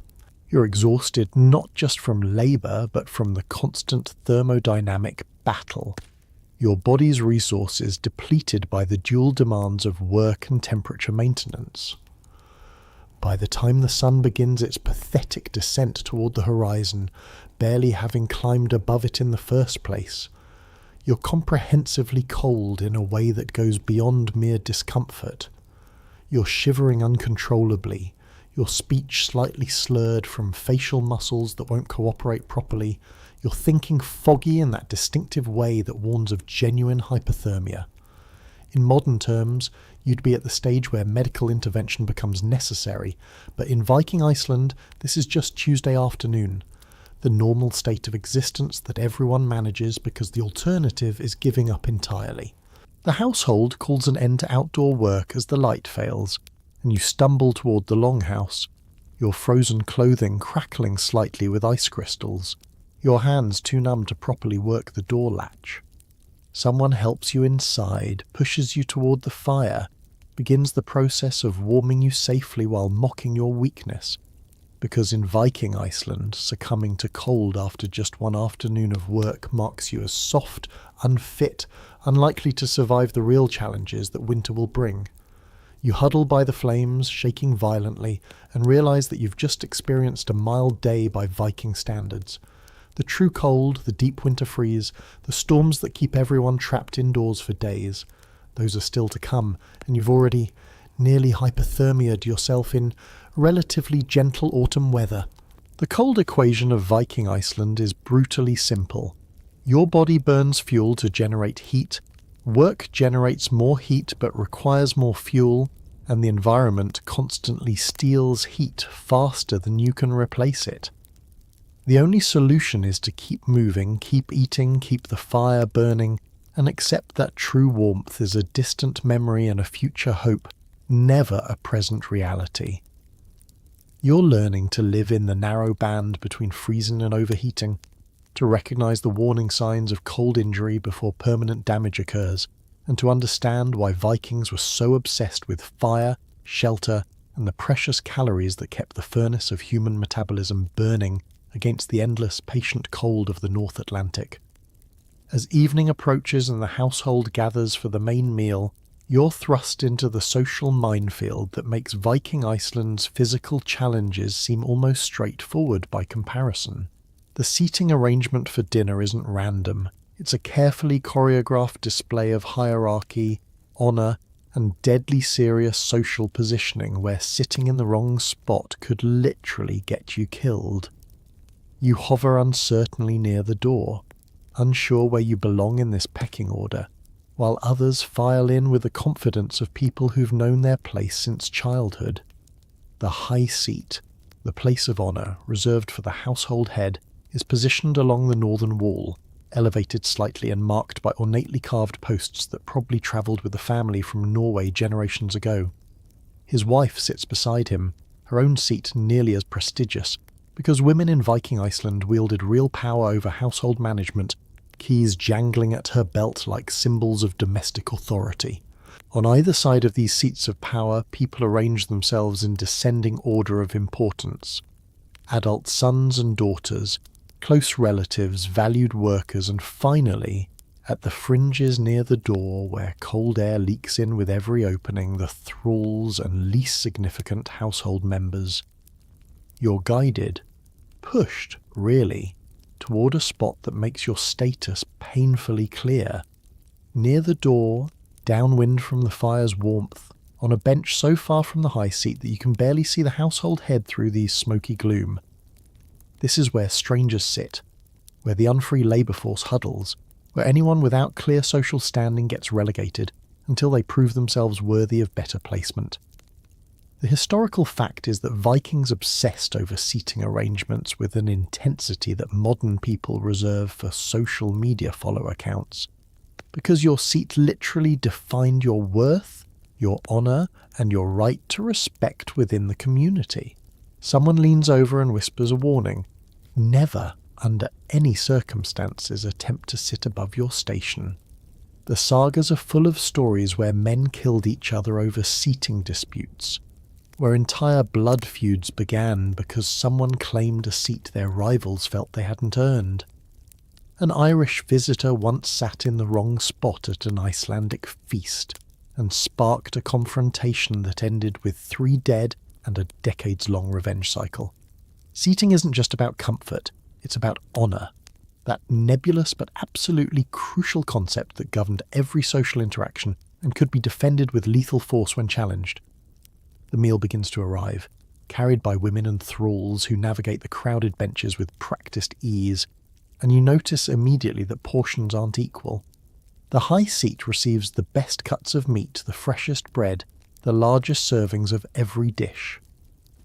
As you move down the social ladder, the food quality and quantity decline proportionally. By the time dishes reach your section, you're looking at the scraps, the burned edges, the smallest portions of already meagre offerings. This isn't accidental or cruel. It's the fundamental structure of Viking society, where resources flow according to status, and lower-ranked individuals accept lesser shares as the price of inclusion in the household at all. You watch the household head carefully, because historians still argue about the exact protocols, but everyone agrees that beginning to eat before the master does constitutes a serious insult. He lifts his horn of ale first, not the fermented milk product from breakfast, but actual ale brewed from the precious barley that could have been bread instead, and drinks deeply. Only then does the rest of the household reach for their portions, a ripple of permission flowing down the benches from high status to low. You wait until those around you begin eating, then cautiously reach for your wooden bowl. The food is better than breakfast, or at least more substantial. Boiled mutton that's been cooking over the fire all day, softening until even the toughest cuts become edible. There's blood sausage, dark and rich, made from animal blood mixed with fat and grain, stuffed into intestines and cooked until firm. You try a piece, and the flavour is intense, metallic and savoury, the kind of food that makes you understand how Vikings survived on limited resources. They ate everything, wasted nothing, found nutrition in parts of animals that modern sensibilities have trained us to reject. The conversation flows around you in Old Norse that you're struggling to follow, but the cadence and tone make certain things clear. People are discussing the upcoming Thing assembly, debating the driftwood dispute, making alliances and positioning themselves for social advantage. You catch fragments, something about witness testimony, about the boundary markers, about old grievances being settled alongside new ones. The quirky truth is that Viking dinner conversation regularly covered topics that would seem inappropriate to modern sensibilities. Violent feuds discussed with the same tone as weather, sexual conquests recounted as entertainment, insults traded as a form of verbal combat that kept actual combat skills sharp.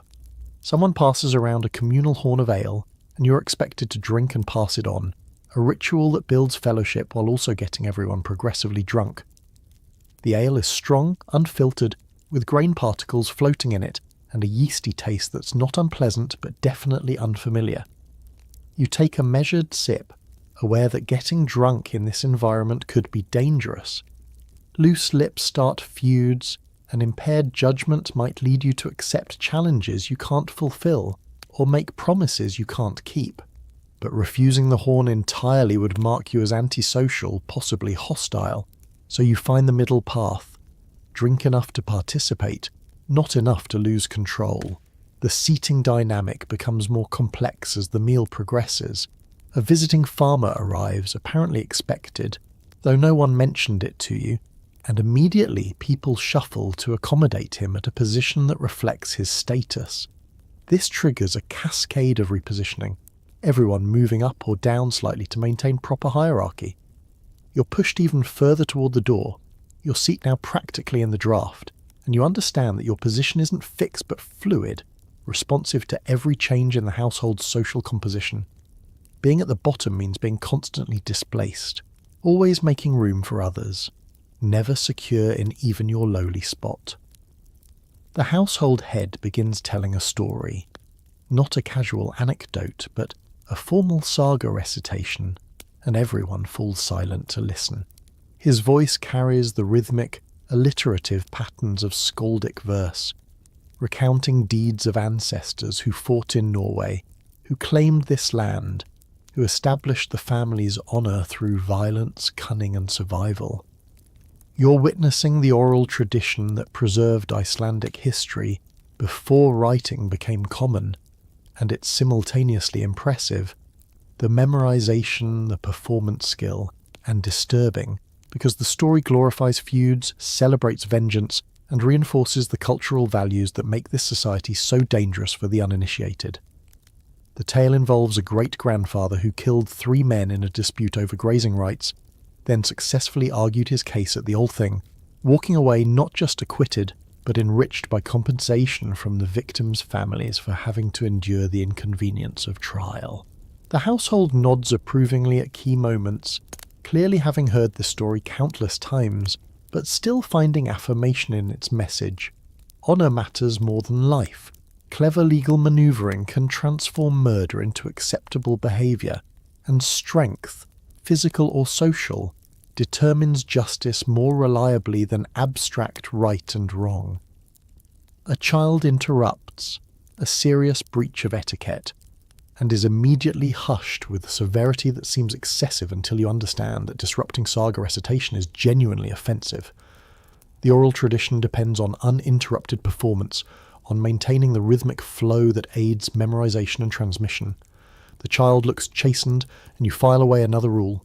When the saga begins, silence is mandatory, attention is required, and showing proper respect for ancestral stories is as important as showing respect for living family members. The visiting farmer, once the saga concludes, begins his own story in response, a reciprocal gesture that advances his agenda while seeming to merely entertain. His tale involves a boundary dispute, not coincidentally similar to the driftwood case that's going to the Thing, where his ancestor established possession through first use and continuous occupation. The message is clear to everyone in the room. He's positioning himself and his precedent for the upcoming legal battle, using dinner conversation as a courtroom preview. You're learning that nothing in Viking Iceland is casual. Every social interaction is strategic. Every story serves a purpose. Every moment loaded with implications that outsiders miss at their peril. Insults begin flying, but these aren't angry outbursts. They're ritualized verbal sparring called manjafnada, comparing men's worth through elaborately constructed mockery. Someone suggests that another's father was better at boasting than fighting. The response comes quick. At least his father could grow a beard, unlike some men who look like smooth-chinned thralls. Laughter ripples through the hall, but you notice hands near knife hilts, bodies tensing slightly. These verbal games can turn deadly in seconds if someone misjudges the line between acceptable mockery and genuine insult requiring violent response. You keep your mouth shut, knowing that anything you say will be wrong. You lack the cultural fluency to navigate these verbal duels, the family history to make relevant comparisons, the social standing to mock anyone without inviting crushing retaliation. Silence from your position near the door is expected, perhaps even wise, but it also marks you as an outsider, someone who can't participate in the social rituals that bind the household together.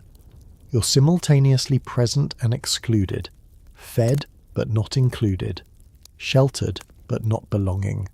The meal winds down as the fire burns lower, but before people disperse to evening tasks, the household head makes an announcement. Tomorrow at the Thing, everyone must stand together, present a united front, show the community that this household is strong, cohesive, and not to be challenged. eyes turn toward you. Even you must participate, must stand with the group even if you don't understand the issues, must be counted among the household's strength even if your contribution is purely numerical. You nod agreement, having no real choice, and wonder how you'll navigate tomorrow's assembly without exposing your ignorance and shaming the household that's grudgingly given you shelter. As people rise from the benches, you notice the careful procedure. Lower-ranked individuals wait for those above them to move first, creating an orderly exit that reinforces the hierarchy one final time. You wait until nearly everyone has left, then rise from your cold spot near the door, your legs stiff from the awkward bench, your stomach uncomfortably full of rich food your modern digestion isn't equipped to handle efficiently. The social minefield of Viking dinner has been navigated successfully, barely, and you've learned that survival here requires not just physical endurance, but social intelligence.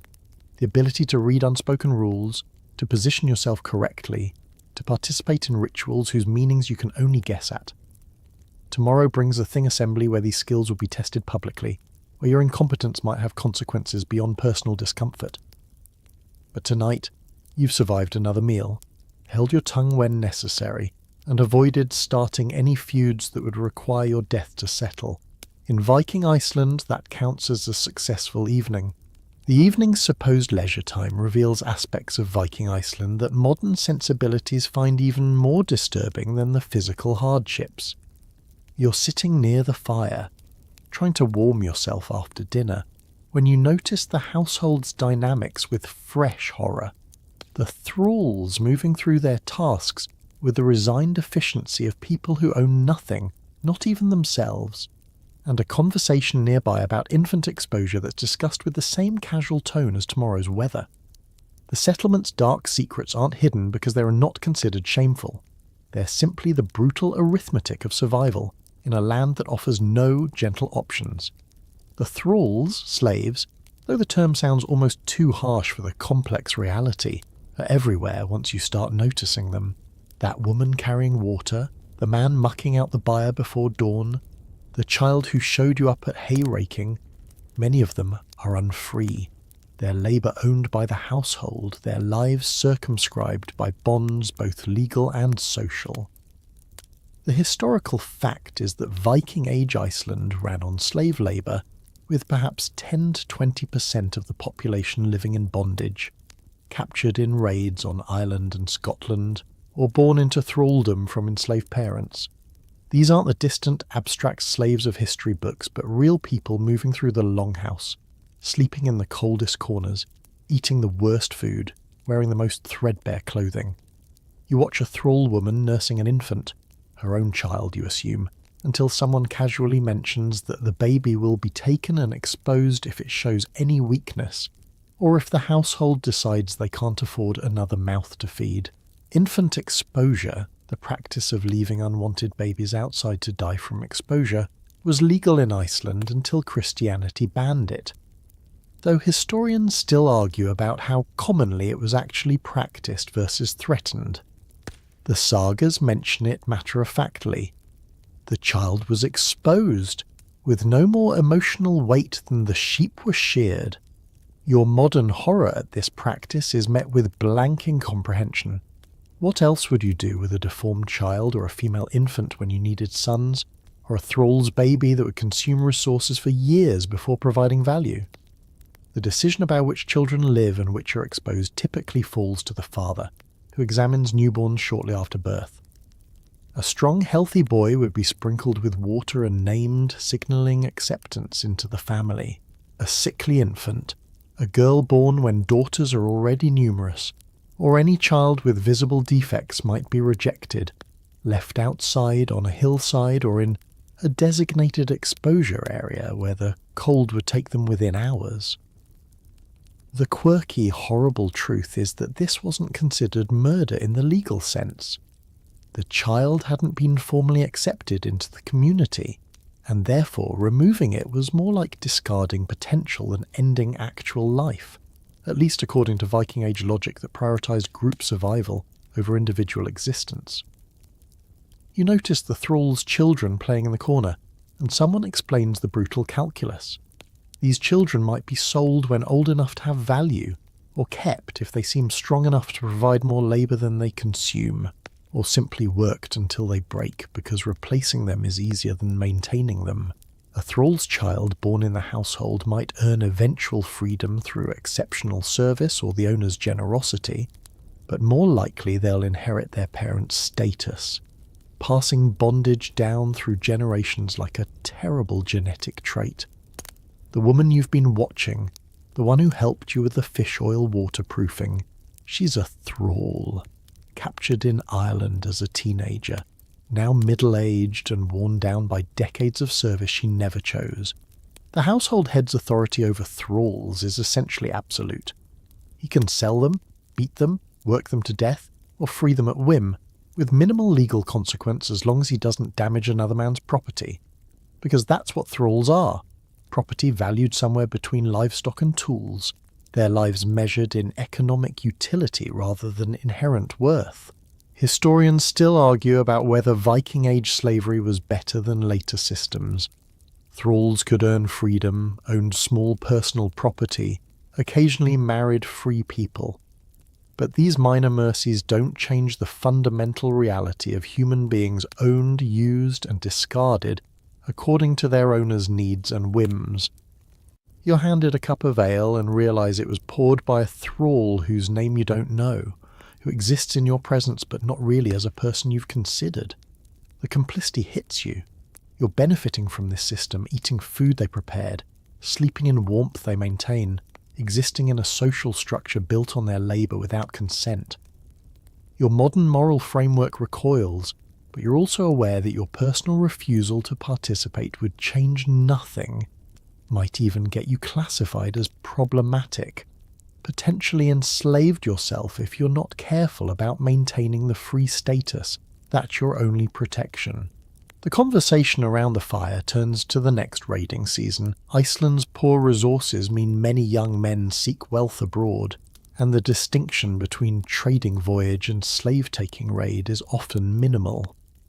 They discuss Ireland's coastal settlements with the casual evaluation of farmers, discussing which fields to harvest, calculating the risk versus reward of attacks that will bring back silver, goods, and human cargo. Women and children make the best thralls, you overhear, less dangerous than captured warriors, more valuable than raw materials, easily sold at markets in Dublin or Bergen or kept for household use. Someone mentions a particularly successful raid from years past, when the household acquired 3 Irish thralls in one voyage, 2 women and a boy, all still serving, their lives completely transformed by a single day of violence they couldn't prevent or predict. The story is told with pride, celebrating the ancestors' cunning in choosing the right target and securing valuable property, with no apparent consideration for the victim's perspective, the families destroyed, the freedoms annihilated. You're learning that Viking valour and Viking horror are inseparable, that the same culture producing sophisticated poetry and legal systems also routinely devastated foreign communities and trafficked human beings with no moral qualms whatsoever. The thralls themselves show a range of adaptations to their status. Some work with sullen resentment barely concealed, others with the efficiency of people who've accepted their fate, and a few with apparent contentment that might be genuine or might be survival strategy. You can't tell. A young thrall woman laughs at someone's joke, and you wonder if she's truly amused or performing the cheerfulness that might earn slightly better treatment, slightly more food, slightly less brutal work assignments. The psychology of enslavement is complex, and you're watching it play out in real time with all its uncomfortable ambiguities. The legal status of thralls creates bizarre situations. They can't testify in court, their word has no legal weight, which means crimes against them are essentially unprosecutable unless they damage their owner's property rights. A thrall murdered by someone outside the household requires compensation to the owner for lost property, not justice for the victim. A thrall who kills a free person faces execution, but a free person who kills a thrall might pay a fine less than the cost of a decent horse. The legal system you are learning about at dinner explicitly values human beings on a sliding scale, where some lives matter vastly more than others. Historians still argue about whether some thralls achieved relatively comfortable lives, citing examples of trusted slaves managing farms or handling complex tasks, but these exceptional cases don't erase the fundamental injustice of the system. The thrall who manages a farm still doesn't own it, can still be sold regardless of their competence, still watches their children grow up in bondage. Any comfort or responsibility granted to a thrall serves the owner's interests first, the thrall's humanity only coincidentally, if at all. You notice an older thrall, face scarred and body bent from decades of labour, and someone mentions he was once free, captured in a raid, enslaved as punishment for debt, or sold by relatives who needed resources, the specifics lost to time. The transition from free to unfree was possible in Viking society, a terrifying reality that makes the social hierarchies even more precarious. Maintain your status or risk losing everything, including your freedom, your identity, your very humanity in the eyes of law and custom. The fire burns lower, and thralls are dispatched to add fuel. Dung they collected, dried, and now feed into flames that warm the free household members primarily, while they themselves huddle in the coldest corners. The physical arrangement of the longhouse mirrors the social arrangement. Heat, light, comfort, and resources flowing to those with status, while the unfree make do with the margins, the scraps, the bare minimum necessary to keep them functional as labour units. A particularly disturbing conversation emerges about breeding. Yes, breeding, like livestock. Discussing which thralls might produce strong children if paired, which bloodlines seem to produce better workers. The same calculus farmers apply to sheep applied to human beings. Some households apparently encouraged thrall reproduction, seeing it as cheaper than purchasing new slaves. Others prevented it, not wanting to feed unproductive children for years before they became useful. The decisions were purely economic, reducing human sexuality and family formation to cost-benefit analysis. The evening wears on, and you're increasingly aware of your position in this moral nightmare. You're not a thrall. Your freedom, precarious as it is, separates you from that fate.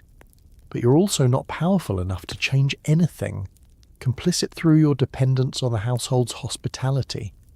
You watch a thrall child being sent to sleep in the byre with the animals, too low in status to merit even the crowded sleeping platforms, and you're confronted with the reality that surviving Viking Iceland might require accepting atrocities you can't prevent, or actively participating in systems that violate everything you've been taught about human dignity. The household begins preparing for sleep, and the thralls undertake the final tasks, banking the fire to last through the night, checking the livestock, securing the door against wind and wandering animals. They work silently, efficiently, and you wonder what they think about their owners, about the free people who control every aspect of their existence. Do they hate you? Do they plot escape or revenge? Or have they internalized their status, accepted it as natural and inevitable, the way people can adapt to almost any circumstance given enough time and no alternative? As you settle onto your sleeping platform, a privilege denied to some thralls who sleep on the floor or with animals, you're forced to confront uncomfortable questions about survival and morality. To survive here means accepting slavery, infant exposure, and brutalities that your modern ethics condemn absolutely. But refusing to accept them means social ostracism, possible enslavement yourself, or death from being cast out of the community. Viking Iceland offers no clean choices, no ways to maintain moral purity while ensuring survival. You close your eyes, trying not to think about the thrall children sleeping in the cold, the infants exposed on hillsides, the system of casual cruelty that makes your continued existence possible. The settlement's dark secrets aren't secrets at all. They're the foundation on which this entire society rests, and you're lying on that foundation, complicit and contaminated, just trying to survive one more day in a place where humanity seems to have very specific, very limited definitions. Morning arrives far too soon, and you're roused for the journey to the Thing assembly. But first comes the brutal reality of working Iceland's volcanic landscape, a terrain that seems specifically designed to injure, maim, or kill anyone foolish enough to try farming it.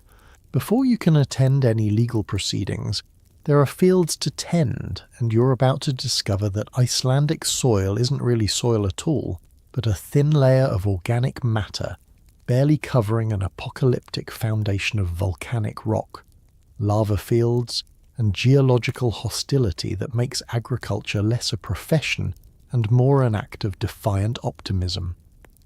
You're handed tools, a wooden spade with an iron tip, precious metal that represents significant investment, and directed toward the barley field that needs final preparation before winter.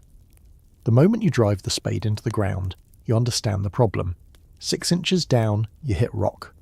Not scattered stones that can be removed, but solid volcanic substrate that turns farming into mining, each furrow requiring you to chip and lever and curse your way through stone that has no business being where topsoil should exist. The historical fact is that Iceland's soil is geologically infant, formed from volcanic ash and slowly decomposing vegetation, with an average depth of maybe 8 to 12 inches before you encounter the basalt bedrock that defines the island's foundation. Your progress is measured in feet per hour rather than acres per day. Each thrust of the spade either bounces off hidden rock or sinks into a pocket of ash that offers no resistance, making consistent work impossible. You're sweating despite the cold, your shoulders screaming from the jarring impacts when metal meets stone, your hands developing new blisters on top of the previous day's barely healed wounds. Meanwhile, experienced farmers work around you with techniques refined over generations. They read the landscape, knowing where pockets of deeper soil exist, where lava formations lie just beneath the surface waiting to destroy tools and spirits alike. The volcanic rock itself comes in varieties that you're learning to distinguish through painful experience. There's the smooth, ropey Pahoeho lava that at least offers some predictability, its surface weathered into formations you can sometimes navigate around. Then there's the A'a lava, a Hawaiian term, but the phenomenon is universal, consisting of sharp, jagged clinkers that will shred your shoes, slice your hands, and make walking across fields an exercise in avoiding injury. Hidden beneath the grass are lava tubes, collapsed sections that create sudden drops or unstable ground that can swallow a foot, twist an ankle, or break a leg if you're unlucky enough to step wrong. Historians still argue about how Vikings managed to farm Iceland at all, and standing here in this field you're beginning to wonder the same thing. The growing season is perhaps 90 days in a good year, the soil is minimal and nutrient poor, the weather is actively hostile, and the very ground fights every attempt at cultivation. Yet somehow, medieval Icelanders grew enough barley to brew ale, bake bread, and maintain a population, creating surplus sufficient to support non-farming specialists like the law speakers and skalds. The answer you're discovering is work. Endless, brutal, back-breaking work that makes modern farming seem almost leisurely by comparison. You're shown the household's precious barley crop, and it's pathetic by modern standards. Stunted plants barely knee-high, growing in scattered patches where soil depth permits, the whole field looking more like a poorly maintained lawn than agricultural enterprise. But this represents the household's grain supply for the entire year, the source of bread and ale, the buffer between subsistence and starvation. Every plant matters, every grain head is precious, and the labour invested in nursing this crop through Iceland's hostile growing season staggers your imagination. The irrigation system, such as it exists, relies on channeling glacial melt through hand-dug ditches that constantly collapse or fill with volcanic ash. You're assigned to clearing one such channel, and the work is Sisyphean. You dig out ash and debris only to have more wash in with the next rain. The water itself is so cold it numbs your hands within seconds, and so silty with suspended volcanic particles that it turns the ditches into grey slurries that splatter your clothing and work their way into every crevice of your body. Vikings accepted this as normal, the price of obtaining water for crops that barely tolerate Iceland's climate anyway. The quirky truth is that Icelanders became experts at finding and exploiting every possible growing location, creating a patchwork of tiny cultivation zones scattered across the landscape wherever conditions permitted. A south-facing slope with an extra hour of sun? Plant barley there.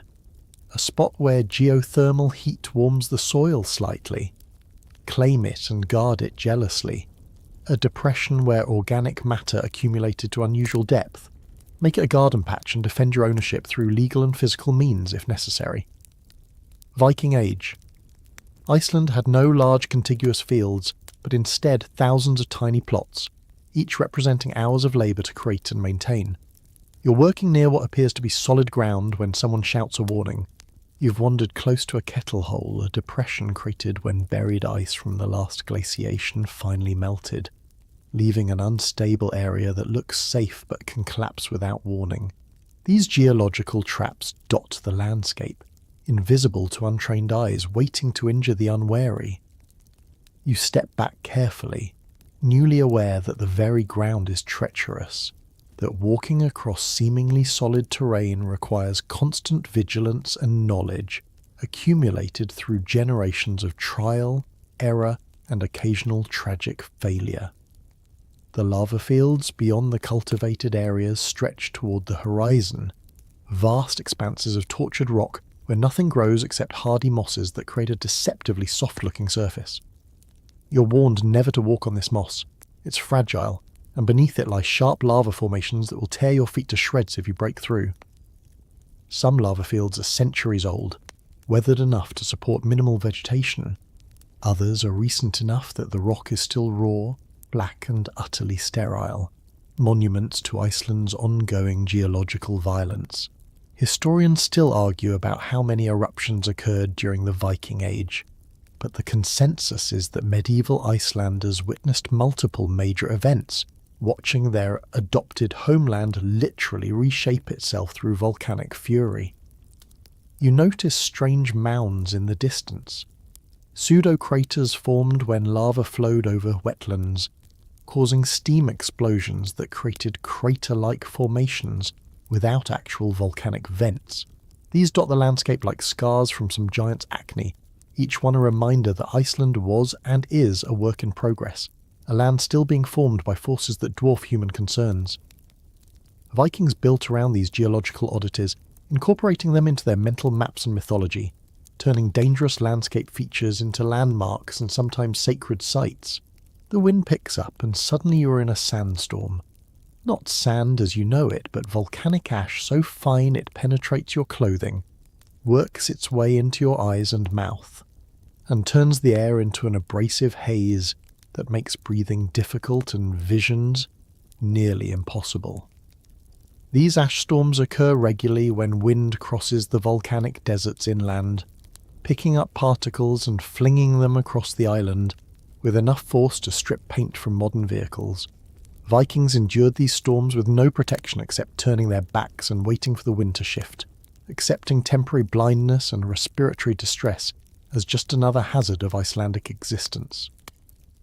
When the ash clears, you're coated in grey dust that makes you look like a ghost, and you understand why the household's textiles all tend toward muted, earth-tone colours.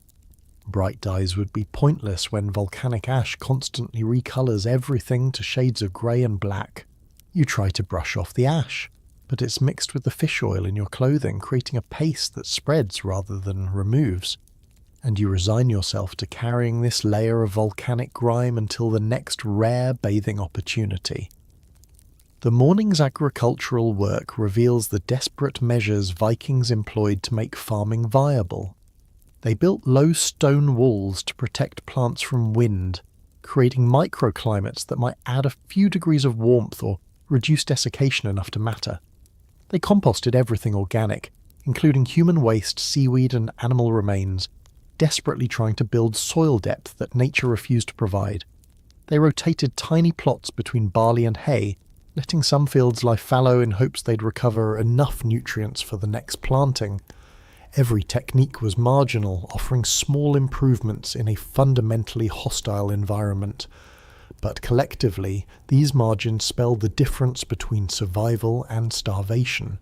You're pulling rocks from a field, a never-ending task because frost heave brings new stones to the surface every winter.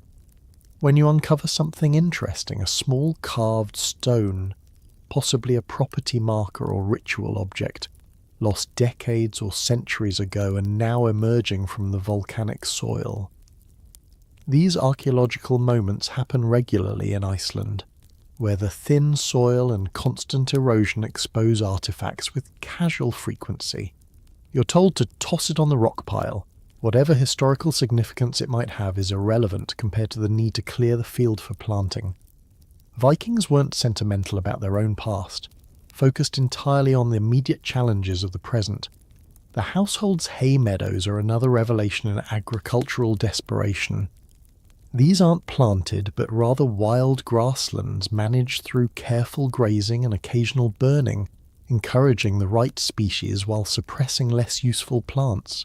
The hay quality varies enormously. Some meadows produce decent fodder, others yield coarse material barely suitable for bedding, but all of it gets harvested because winter is long and animals must eat. You're shown how to judge grass by feel and smell, determining which areas to cut first and which to leave longer, a complex calculus that you have no hope of mastering in a single season, let alone a single day. As morning advances toward the time you must leave for the thing assembly, you take one last look at the fields you've been working. They look barely touched despite hours of brutal labour, the rocks still numerous, the soil still shallow, the crops still stunted and struggling. This is Iceland's cruel joke. Immense effort produces minimal results, yet stopping the effort produces death. Vikings who farmed this land weren't heroes or adventurers but desperate survivors, wringing subsistence from geology that offered nothing freely, building an entire society on margins so thin that one bad harvest, one volcanic eruption, one harsh winter could erase generations of progress. You're exhausted, your hands are bleeding, your back feels permanently damaged, and you've barely made a dent in the work that needs doing. But there's no time for rest. The thing assembly awaits, and you must somehow clean up enough to be presentable while your body screams for mercy, and the volcanic landscape watches with its ancient indifferent patience. As twilight descends, or what passes for it in Iceland's perpetual dimness, you're finally released from field work to prepare for the thing assembly. But the encroaching darkness brings its own terrors that go far beyond simple absence of light. Night in Viking Iceland isn't just dark, it's actively hostile, a time when every danger intensifies, when the landscape transforms from merely difficult to genuinely lethal, and when the thin veneer of human control over this environment vanishes entirely into the consuming blackness that swallows the world for months at a time. The household begins its evening preparations with ritualistic urgency, everyone moving faster as the light fails, because being caught outside after full dark isn't just inconvenient, it's potentially fatal. You're helping secure the livestock, driving the sheep closer to the longhouse, when you notice how the temperature plummets the moment the sun's pathetic warmth disappears below the horizon. Within minutes, the cold intensifies from uncomfortable to dangerous, the wind seemingly gaining strength as if darkness empowers it, and your breath creates clouds so thick you can barely see through them in the fading light.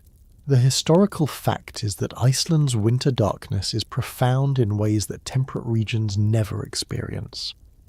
At this latitude, December brings only 4 hours of week daylight, and even that is often obscured by clouds and storms that turn midday into twilight. Vikings navigated this darkness for months every year, their entire society adapting to function in conditions where seeing your hand in front of your face was impossible without firelight, where stepping outside meant entering a void so complete that direction, distance, and even the boundary between earth and sky became guesswork. You're handed a primitive lantern, basically a soapstone vessel filled with fish oil and a twisted wool wick, and told this must last the entire evening, because oil is precious and waste is unforgivable. The light it produces is pathetic. A flickering yellow glow that extends perhaps 3 feet before being swallowed by darkness so absolute it feels solid, like you could reach out and touch the black.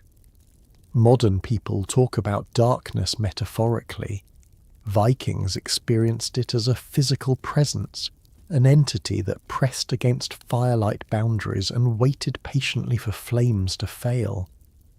Someone mentions, with the casual tone reserved for everyday dangers, that polar bears sometimes wander across from Greenland on ice floes, landing on Iceland's northern coast and then moving inland in search of food. At night, in the darkness, such a bear could approach within yards before anyone noticed, and the household's sheep would be easy prey, assuming the bear didn't decide humans were worth investigating.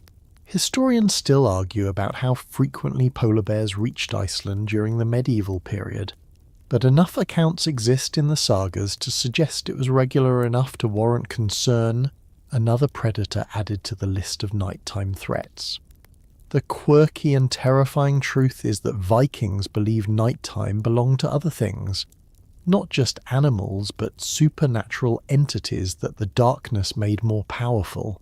The household's children are called inside with genuine urgency, and you hear warnings about the utiseta, the practice of sitting outside at night that was associated with sorcery and communicating with dangerous spirits. Whether these beliefs reflected actual supernatural threats or were practical warnings disguised as superstition doesn't matter. The effect is the same. Nighttime is when humans retreat to their shelters and hope the doors hold against whatever moves in the darkness. You help secure the longhouse door, a process more complex than simply closing it. The door must be barred from inside with a heavy timber, wedges driven into gaps where wind might penetrate, and the threshold checked for any openings large enough for something to enter. The household treats this with deadly seriousness, and you notice they avoid discussing what exactly they're securing against, as if naming nighttime dangers might invite their attention. Modern skeptics might dismiss this as superstition, but standing in the gathering dark of a Viking Age Icelandic night, rationality feels like a luxury of well-lit civilizations. The livestock secured in the byre are restless, sensing something in the darkness that you can't perceive. Horses particularly are agitated, stamping and snorting, their eyes rolling white in the lamplight. Vikings trusted animal senses more than human reason when it came to detecting nighttime threats. If the horses were nervous, there was probably cause. You peer out into the darkness beyond your small circle of light and see nothing, which is somehow more disturbing than seeing something definite. The unknown is always worse. And Iceland's night offers nothing but unknown in every direction. Inside the longhouse, the evening routine has a claustrophobic quality, now that outside has become forbidden territory. The fire is built higher. Damn the fuel cost. Darkness demands light. And people cluster closer together, as if proximity to others provides protection beyond mere warmth. Stories begin, but these aren't the heroic sagas from dinner. These are darker tales of Draugr, undead creatures who walk at night, and Hulderfolk, hidden people who emerge when humans should be sleeping. Whether anyone truly believes these stories is unclear, but they serve a purpose, reinforcing the message that nighttime is dangerous, that staying inside is wise, that respecting the darkness's dominion is simple survival sense.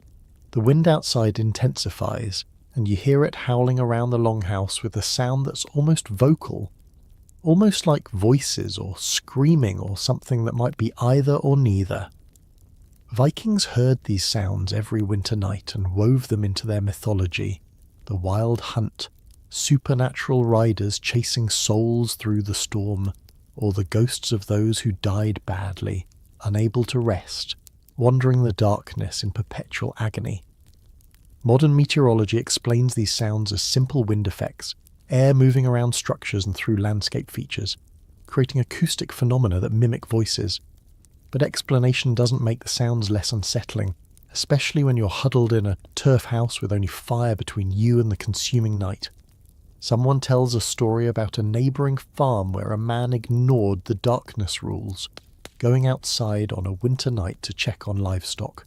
He was found the next morning frozen solid, his face locked in an expression of such terror that people whispered he'd seen something before the cold took him. Whether this story is true, exaggerated, or entirely fictional doesn't matter. It reinforces the community understanding that night in Iceland is genuinely dangerous, that respecting its boundaries is essential for survival, and that the consequences of ignoring these rules are severe and final. The household's sleeping arrangements become more compressed at night, people clustering closer than strictly necessary, children tucked between adults, even the thralls brought nearer to the fire's protective circle.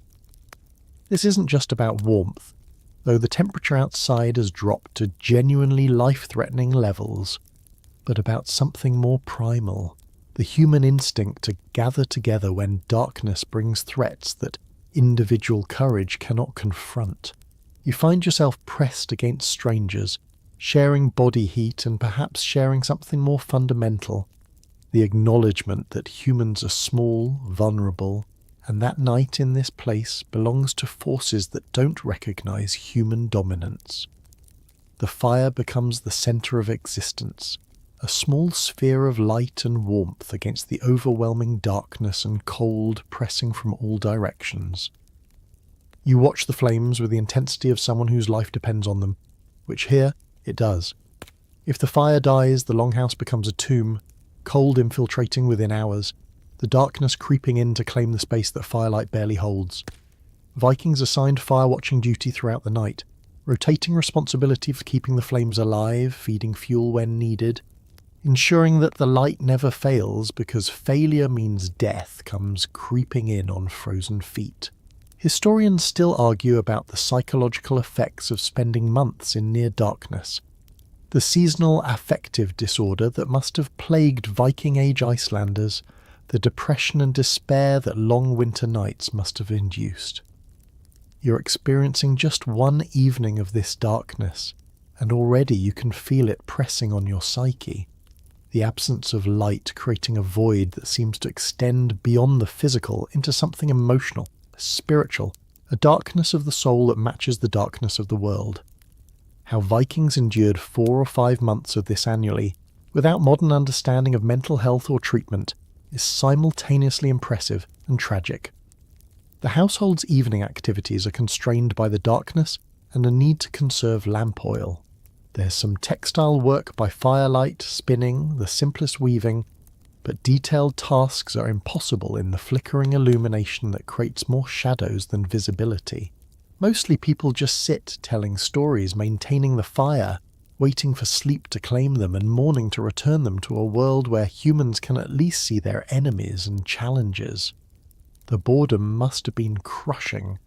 Winter nights stretching 16 or 18 hours, filled with nothing but darkness, cold, stories you've heard 1,000 times, and the constant awareness of how thin the barriers are between your survival and the void outside.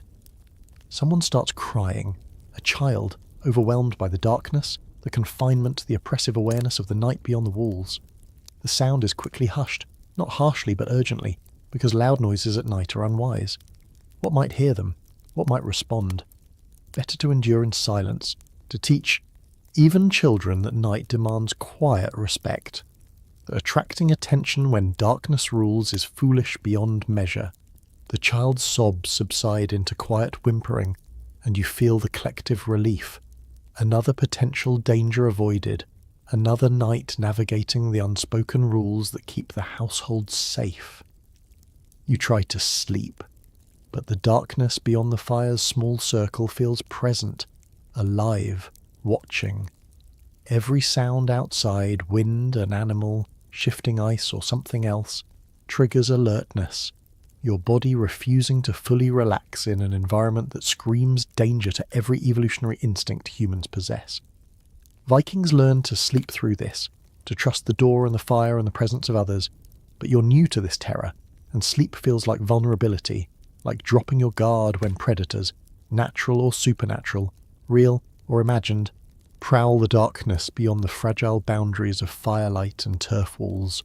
The night stretches ahead, hours and hours of darkness that feels eternal, and you understand viscerally why Vikings developed such elaborate rules around nighttime behaviour, why their mythology filled darkness with monsters and malevolent entities, why they treated night not as the simple absence of day but as something actively hostile, a force to be respected, feared, and survived until morning brings its weak but precious light back to the world.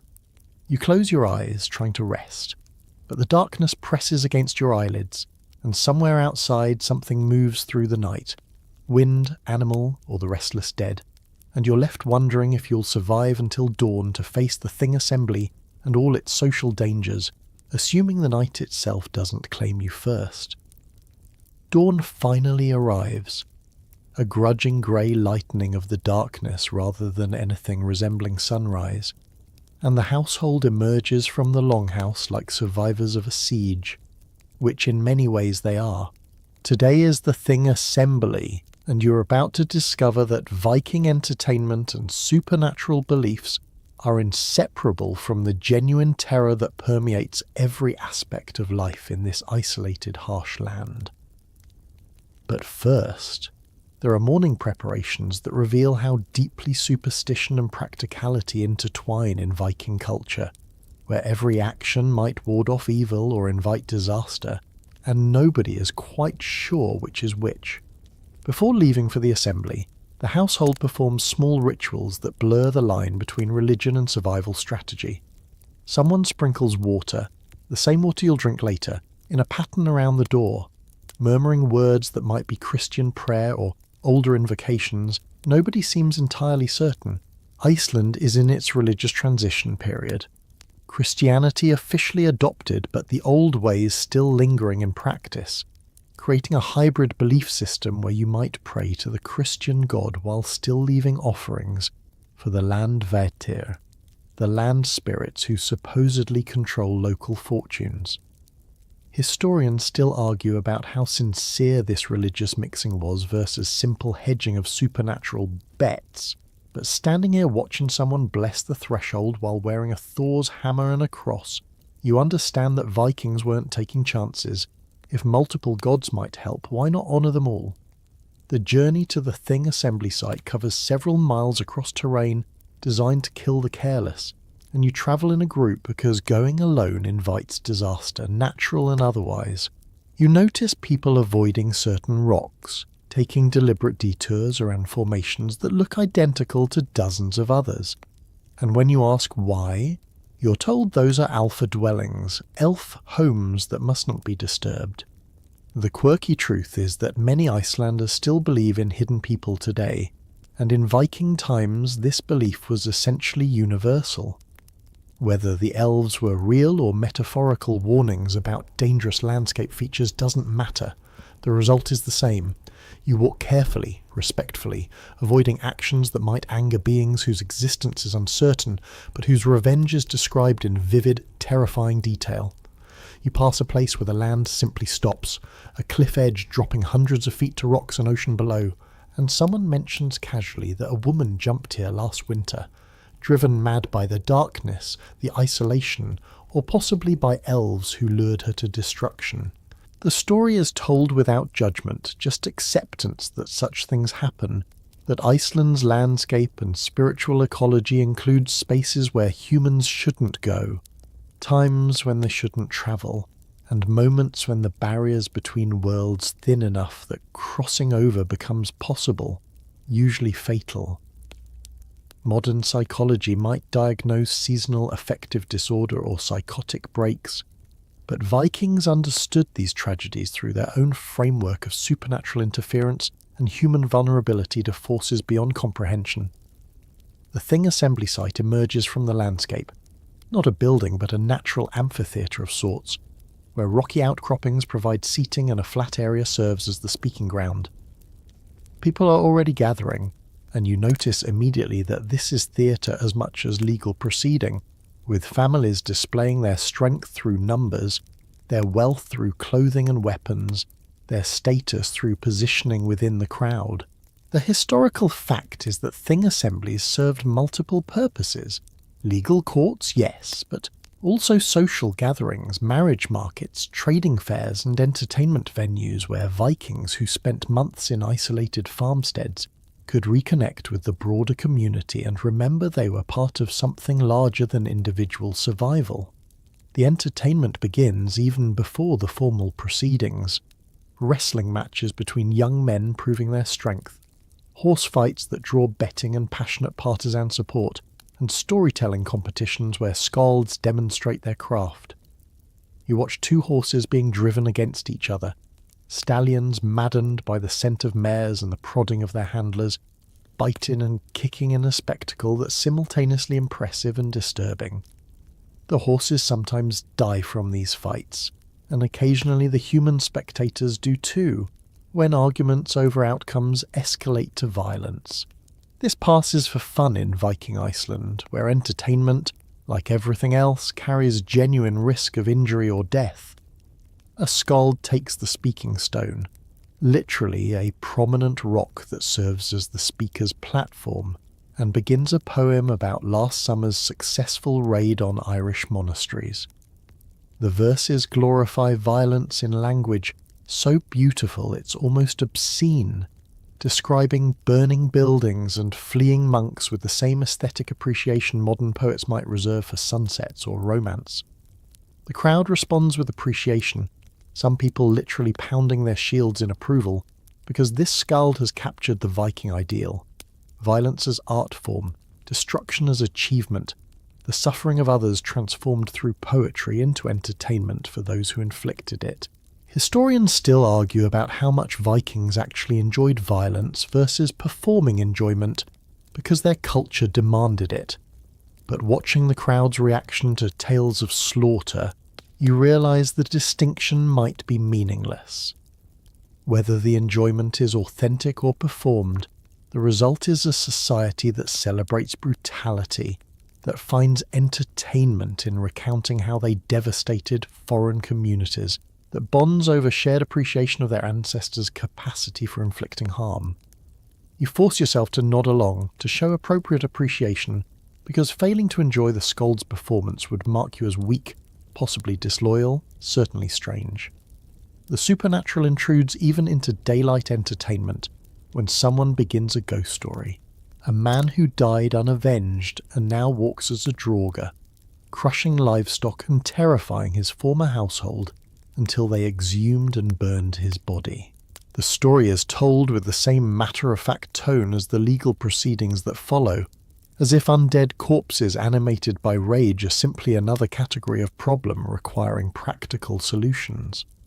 The crowd listens with rapt attention, and you can't tell if they believe it literally or enjoy it as fiction, but you notice people glancing nervously at shadows despite the daylight, as if the story alone might summon what it describes.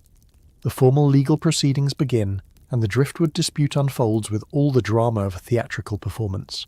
The farmers present their cases with flowery language and legal technicalities that would impress modern lawyers, but underneath the sophisticated arguments is the constant threat of violence. Weapons are displayed openly, not drawn, but prominently worn, as reminders that legal solutions are preferred but not required, that any verdict can be contested through combat if one party finds the ruling unacceptable. This is justice theatre, where right and might are in constant negotiation, and the outcome depends as much on the number of armed supporters each side brought as on the merits of their arguments. The quirky and disturbing truth is that thing assemblies sometimes erupted into battles when legal arguments failed to satisfy all parties. The sagas describe assemblies where dozens died, where legal disputes escalated into pitched warfare, where the thing site itself became a battlefield soaked with blood that was supposed to be settled peacefully through law. The threat of such violence hangs over every proceeding, adding dramatic tension to what might otherwise be dry legal technicalities about boundary markers and tide lines. You're called as a witness. Remember, you're supposed to support your household's claim, and you stumble through testimony that's clearly rehearsed by others but which you barely understand. You state that yes, you saw the household head mark the driftwood first, even though you weren't present and have no idea if this is true. Lying under oath would normally trouble you, but in Viking Iceland, loyalty trumps honesty, and your testimony isn't about truth, but about supporting your household's position in a social and legal theatre where everyone understands the performance requirements. The opposing side doesn't even challenge your obvious fabrication. They have their own false witnesses ready to counter your claims, creating a legal proceeding where truth is negotiable and credibility depends entirely on social standing. Between testimonies, there's more entertainment.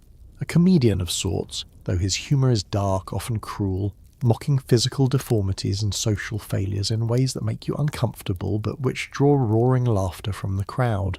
Vikings found humour in suffering, in others' misfortunes, in the kind of jokes that would be considered bullying or harassment in modern contexts, but which here serve as social bonding through shared cruelty. You force yourself to laugh at a joke about a widow's poverty, about a cripple's struggles, about a thrall's stupidity, because not laughing would separate you from the group, mark you as humourless, possibly weak.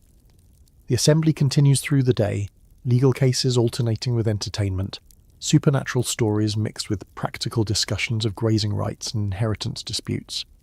Someone mentioned seeing lights in the mountains, Alphard dancing, or perhaps the souls of the dead, or maybe just unusual aurora displays, but interpreted through a framework where supernatural explanation is as valid as natural phenomena. The boundaries between entertainment, legal proceeding, religious observance and social gathering blur completely, creating an event that serves all purposes simultaneously while maintaining the constant undercurrent of potential violence that makes everything feel slightly dangerous, slightly unpredictable. As the assembly winds toward conclusion, you realise you've witnessed something alien to modern sensibilities, a society where law, entertainment, supernatural belief and violence exist in a complex equilibrium, where people gather to settle disputes but also to tell ghost stories, to judge legal cases but also to watch horses fight, to perform religious rituals but also to celebrate ancestors who burned monasteries. Vikings didn't separate these aspects of life into distinct categories. Justice, fun, spirituality and brutality were all part of a single social fabric, woven together so tightly that pulling one thread would unravel everything. The driftwood case is decided. Your household wins, surprisingly, or perhaps not surprisingly given the number of armed supporters they brought, and everyone pretends the verdict was based on legal merit rather than implicit threats. The losing farmer accepts with poor grace but acceptance nonetheless, calculating that the cost of challenging the verdict through violence would exceed the value of one log, regardless of principle. This is Viking justice, not blind but acutely aware of power dynamics, not pure but practical, not idealistic but realistic about how societies function when legal authority lacks enforcement mechanisms beyond the willingness of individuals to accept outcomes they don't like. As you prepare to leave the assembly, someone starts singing, a beautiful, haunting melody about winter darkness, isolation, and the longing for spring that may never come. The song is melancholy, bordering on despairing, yet people join in, hundreds of voices unified in acknowledging their shared misery, their collective struggle against a land and climate that seems designed to crush human spirit. This, too, is Viking entertainment, finding beauty in suffering, transforming hardship into art, creating community through shared acknowledgement of how difficult existence is and how uncertain survival remains. You join the singing, your voice cracking with exhaustion and emotion, and for a moment you feel connected to these people, these impossible survivors who found ways to laugh, love, fight, and create meaning in a place that offers nothing but challenges and the vague possibility that tomorrow might not kill you. The return journey from the Thing assembly coincides with the day's final descent toward darkness, and you're about to face the most fundamental challenge of Viking Iceland: sleep, or rather, the near impossibility of achieving anything resembling restful sleep in conditions that violate every principle of comfort your modern body expects. As the household trudges back across the darkening landscape, you're already dreading the night ahead, knowing that the sleeping arrangements make medieval torture devices seem merciful by comparison, and that tomorrow you'll be expected to work with the same brutal efficiency, despite having rested about as well as someone trying to sleep on a pile of rocks during an earthquake. You enter the longhouse as full darkness descends, and the sleeping preparations begin with the efficiency born of desperate routine. The sleeping platforms you noticed earlier, those raised benches built into the walls, are about to become your bed, and bed is an optimistic term for what's essentially a wooden shelf covered with materials that generations of marketing couldn't honestly describe as comfortable. Your designated spot is perhaps 6 feet long and 2 feet wide, a space that would be cramped for sleeping alone, but which you're about to discover you won't be occupying alone. The historical fact is that Vikings slept communally, not just in the same room, but often in the same bed, piling multiple bodies onto each sleeping platform to share warmth in a climate where individual sleeping arrangements would mean freezing to death. Privacy was a concept that simply didn't exist. You'd be sleeping pressed against strangers, sharing their body heat, breathing their exhalations, listening to their snores, and hoping that whatever parasites they're hosting don't migrate to you during the night, though that's probably wishful thinking. The bedding materials are laid out. First, a layer of straw directly on the wooden platform, creating minimal cushioning while also creating habitat for the fleas, lice and other parasites that consider the longhouse their territory as much as the humans do. Over this goes a woolen blanket, rough woven and scratchy, that serves as both mattress and bottom sheet. Then come the sleeping furs and more wool blankets for covering, each one carrying the distinctive smell of the animal it came from mixed with the accumulated scent of every human who's slept under it previously. The whole arrangement weighs probably 50 pounds and provides insulation that's crucial for survival but comfort that's entirely coincidental. You climb onto your assigned platform and immediately 3 other people join you. You're sleeping 4 across on a space designed for maybe 2 modern humans with personal space expectations. There's an older man who immediately claims the wall side, considered the best position because the wall provides something to lean against and blocks some draft. Next to him, a teenage boy settles in with the practiced efficiency of someone who's done this thousands of times. You're placed third, and on your outside a woman arranges herself, completing the human sardine arrangement that will be your sleeping situation until morning. The quirky and horrible truth is that this arrangement, while cramped and uncomfortable, was actually effective at preventing death by hypothermia. 4 bodies generate significant heat, and the mass of wool and fur covering you creates an insulation layer that traps this warmth. Vikings understood thermodynamics instinctively even without the scientific vocabulary. Bodies together survive, bodies alone freeze. But understanding the necessity doesn't make the reality any more pleasant, as you feel the stranger beside you shift, their elbow digging into your ribs, their foot somehow ending up near your face, despite the geometry suggesting this should be impossible. The sleeping positions require negotiation, because rolling over is impossible without coordinating with your sleeping partners. If one person needs to turn, everyone must turn together in a synchronized movement that Vikings probably learned in childhood but which you have to figure out through awkward trial and error. The man by the wall grunts instructions. When he shifts, everyone shifts, moving as a unit because individual movement in these cramped quarters just creates more discomfort for everyone. You try it, the 4 of you rolling in unison like some bizarre human log. And it works, sort of, though the coordination required means you're constantly aware of your sleeping partners. never quite achieving the unconscious rest that real sleep requires.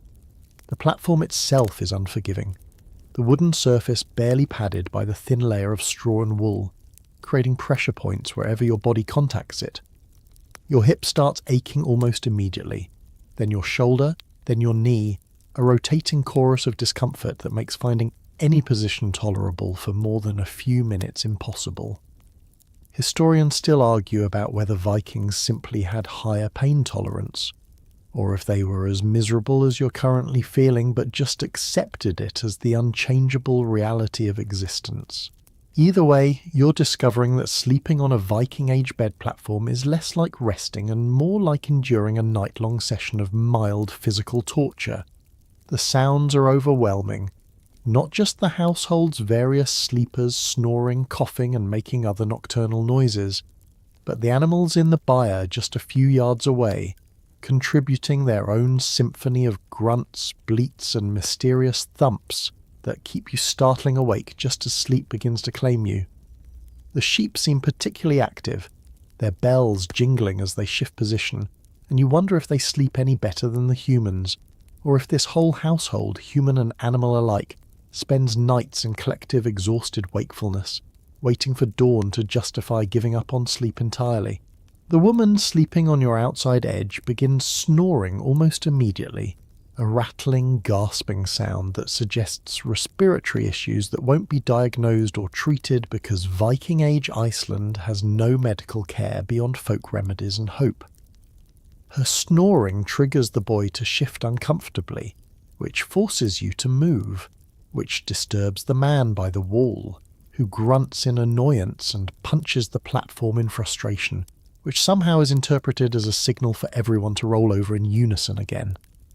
You're learning that sleep in Viking Iceland is a group activity requiring coordination and tolerance that modern solo sleepers can barely imagine. The temperature is another constant battle. The fire in the main hall provides some warmth, but it's 15 feet away and the air temperature drops dramatically with distance. Under the pile of furs and blankets you're warm, almost too warm, your body generating sweat that soaks into the wool and creates dampness that will become clammy coldness by morning. But exposing any part of your body to the air means immediate cold shock. Your face is the only part uncovered, and even that's positioned to breathe the slightly warmer air trapped under the blankets, creating a pocket of recycled breath that's simultaneously necessary for warmth and disgusting for hygiene. You desperately need to urinate. The bland and ale from dinner are making their presence known, but the prospect of climbing over your sleeping partners, navigating the dark longhouse to find the door, going outside into the freezing night to relieve yourself, then returning and disturbing everyone again to reclaim your spot seems overwhelming. Vikings must have developed bladder control capacities that modern plumbing has allowed us to lose, because no one else seems bothered. Or perhaps they're just better at suffering in silence. Or maybe they simply use chamber pots that you haven't been shown and will discover tomorrow through unfortunate accident. The straw bedding rustles with movement that isn't human, the parasites are active, and you feel the distinctive crawling sensation of something small moving across your skin. Fleas, almost certainly, and probably lice, the constant companions of medieval life that no amount of the household's marginal hygiene practices can truly eliminate. Vikings lived with parasites the way modern people live with dust. Annoying but unavoidable, part of the background reality of existence. You try not to think about what's biting you, what's laying eggs in your clothing and hair, what you're sharing with your sleeping partners beyond body heat and breath. The psychological weight of the darkness presses down almost physically. The longhouse's interior is absolutely black except for the fire's faint glow, and lying in this darkness, unable to sleep, you feel the isolation and foreignness of your situation acutely. These people around you are strangers. Their language is barely comprehensible, their customs are alien, and you're trapped here, pressed between their bodies in the dark, trying to rest in conditions that make rest nearly impossible, knowing that tomorrow brings more brutal labour that your exhausted body won't be ready to perform. Someone in another sleeping platform is crying, quiet, suppressed sobs that suggest they're trying not to disturb others, but can't quite contain their misery. No one responds or offers comfort. Crying yourself to sleep is apparently common enough to not warrant attention, just another sound in the longhouse's nighttime acoustic landscape. You wonder if you're the only one lying awake, or if half the household is similarly struggling with discomfort, cold, parasites, and the crushing weight of another day survived and another night to endure before facing tomorrow's challenges. Historians still argue about sleep patterns in medieval societies, with some suggesting that segmented sleep, 2 distinct periods separated by a wakeful interval, was normal before artificial lighting changed human rhythms. Lying here in the darkness, unable to achieve continuous rest, you understand how this might have developed not as a choice but as an adaptation to sleeping conditions that made 8 continuous hours impossible. Perhaps Vikings slept in shifts, rested in intervals, accepted that sleep would be fragmented and simply structured their expectations around this reality. The night stretches endlessly, each hour feeling like 3, your body simultaneously exhausted and unable to relax, your mind racing despite desperate desire for unconsciousness. You drift in and out of something approximating sleep, never quite achieving the deep rest that restores and rejuvenates, always partly aware of the discomfort, the cold, the proximity of others, the sounds of the household and animals, the knowledge that this is just one night of thousands that Vikings endured, that this is considered normal, acceptable, simply the way life is when survival takes precedence over comfort. Finally, mercifully, exhaustion overwhelms discomfort, and you slip into something resembling actual sleep, though your dreams are troubled. Confused images of volcanic landscapes, legal disputes, supernatural threats, all the day's experiences processing through your unconscious mind, while your body tries desperately to extract whatever rest it can from these impossible conditions. When you wake, and you will wake multiple times before morning finally arrives, you'll be unrested, aching, covered in mysterious bites, and expected to perform another full day of back-breaking labour. This is Viking sleep. Not refreshing rest, but mere survival of the night. The minimum recovery necessary to stumble through another day in a place where even sleep is a trial to be endured, rather than a comfort to be enjoyed. Morning arrives not with the relief you'd hoped for, but with the crushing realization that you've survived approximately 1 full day in Viking Iceland, and you're already broken, physically, mentally, and spiritually exhausted in ways that no amount of sleep on a crowded wooden platform could remedy. As the household stirs around you, bodies disentangling from the communal sleeping arrangement, you take stock of your condition and understand with perfect clarity why you, a modern human, would absolutely not survive in this place, this time, this impossibly harsh existence that Vikings somehow endured for generations. Your body is a comprehensive catalogue of injuries and ailments that would send you to multiple medical specialists in the modern world. Your hands are raw and bleeding, blisters upon blisters from tools you don't know how to use properly, the skin cracked and infected looking despite the household's minimal attempts at bandaging. Your back screams with every movement, muscles strained by labour patterns your sedentary modern life never prepared you for, vertebrae compressed by lifting, bending, and carrying loads that exceed any reasonable expectation. Your feet are a disaster. Blisters from the ill-fitting leather shoes, potential frostbite damage from the kelp harvesting, and a pervasive ache that suggests you've done something structurally damaging that will require modern orthopedics to correct, assuming you ever escape this medieval nightmare. The historical fact is that Viking-age skeletons show evidence of constant physical trauma, compressed spines, worn joints, healed fractures, and arthritis developing in people who by modern standards would be considered young.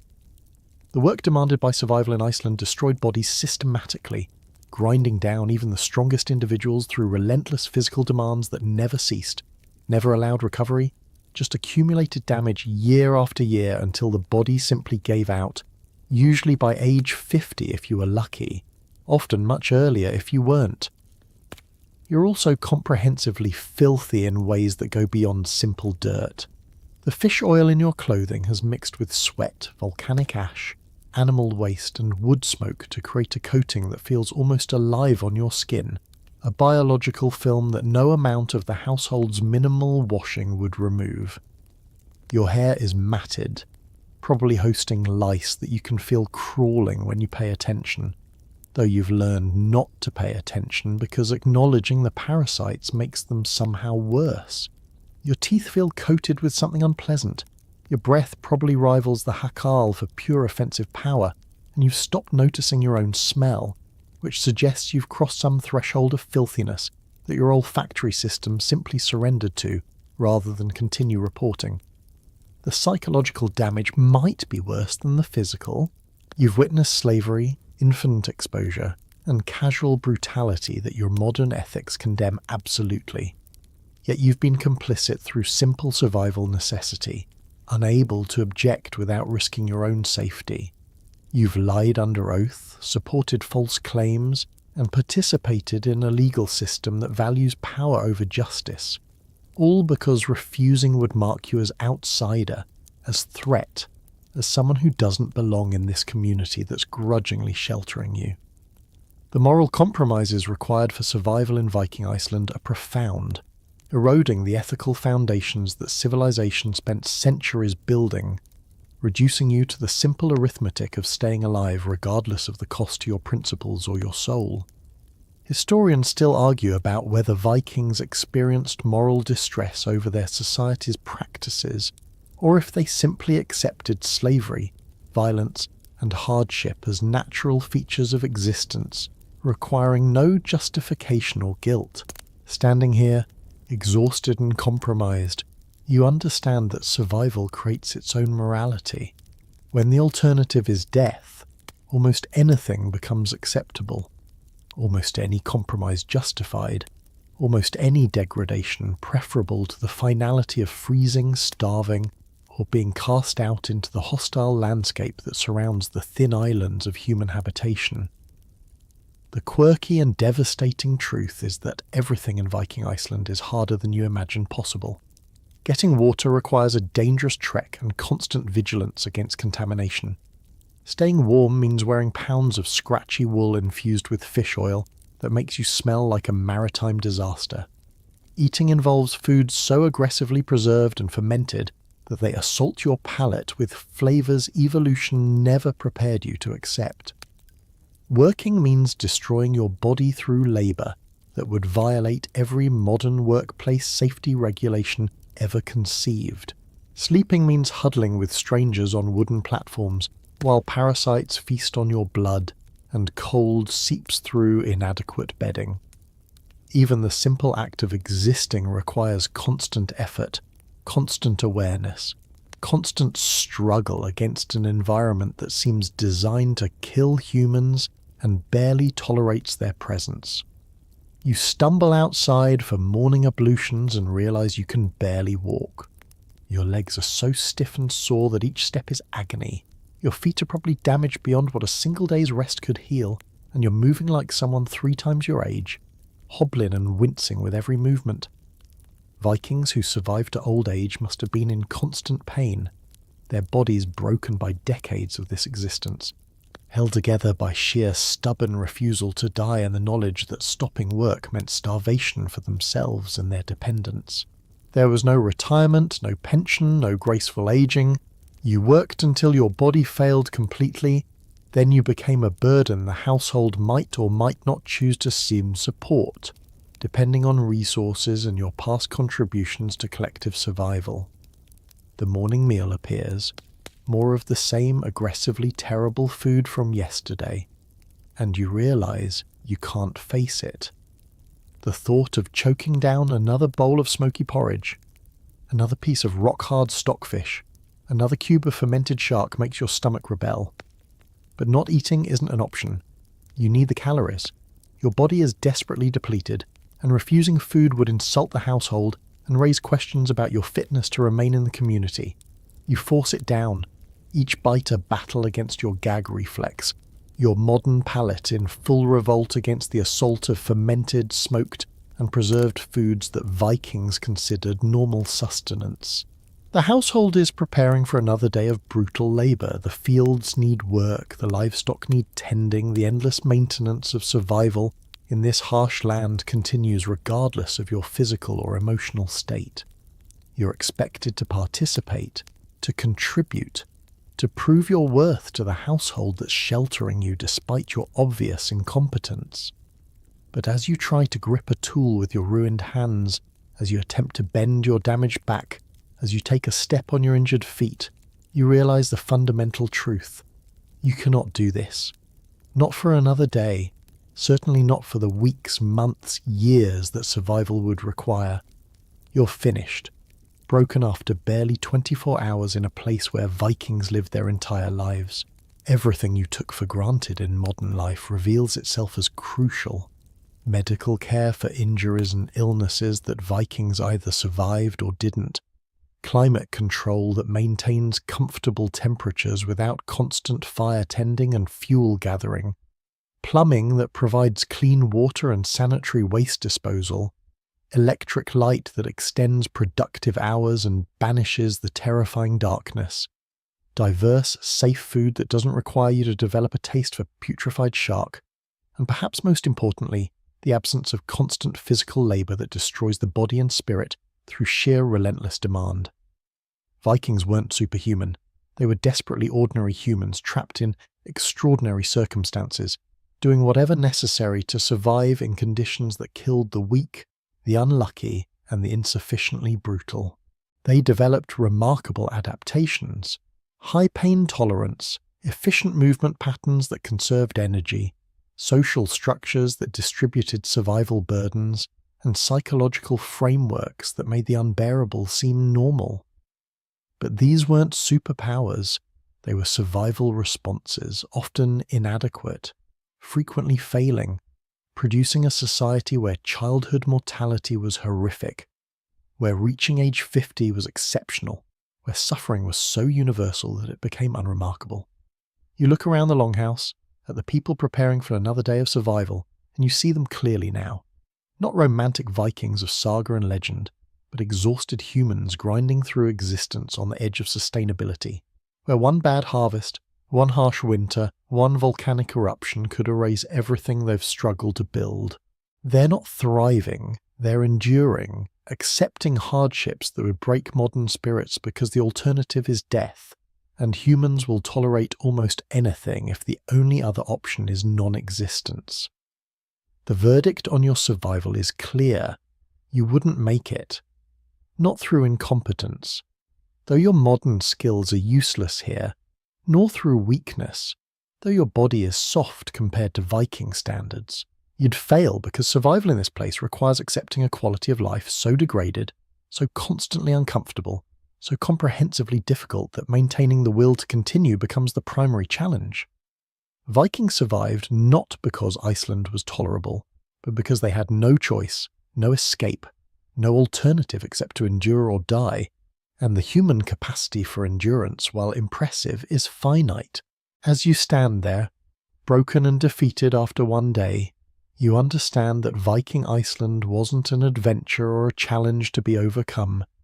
It was a sustained ordeal that ground down even those born to it, that took extraordinary physical and psychological toll on every person, and that produced a society shaped entirely by the brutal demands of mere survival.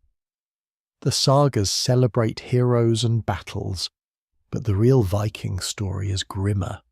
Ordinary people suffering extraordinary hardships, dying young from accumulated damage, accepting brutalities that modern ethics condemn, all to maintain precarious existence on an island that nature never intended to support human civilization.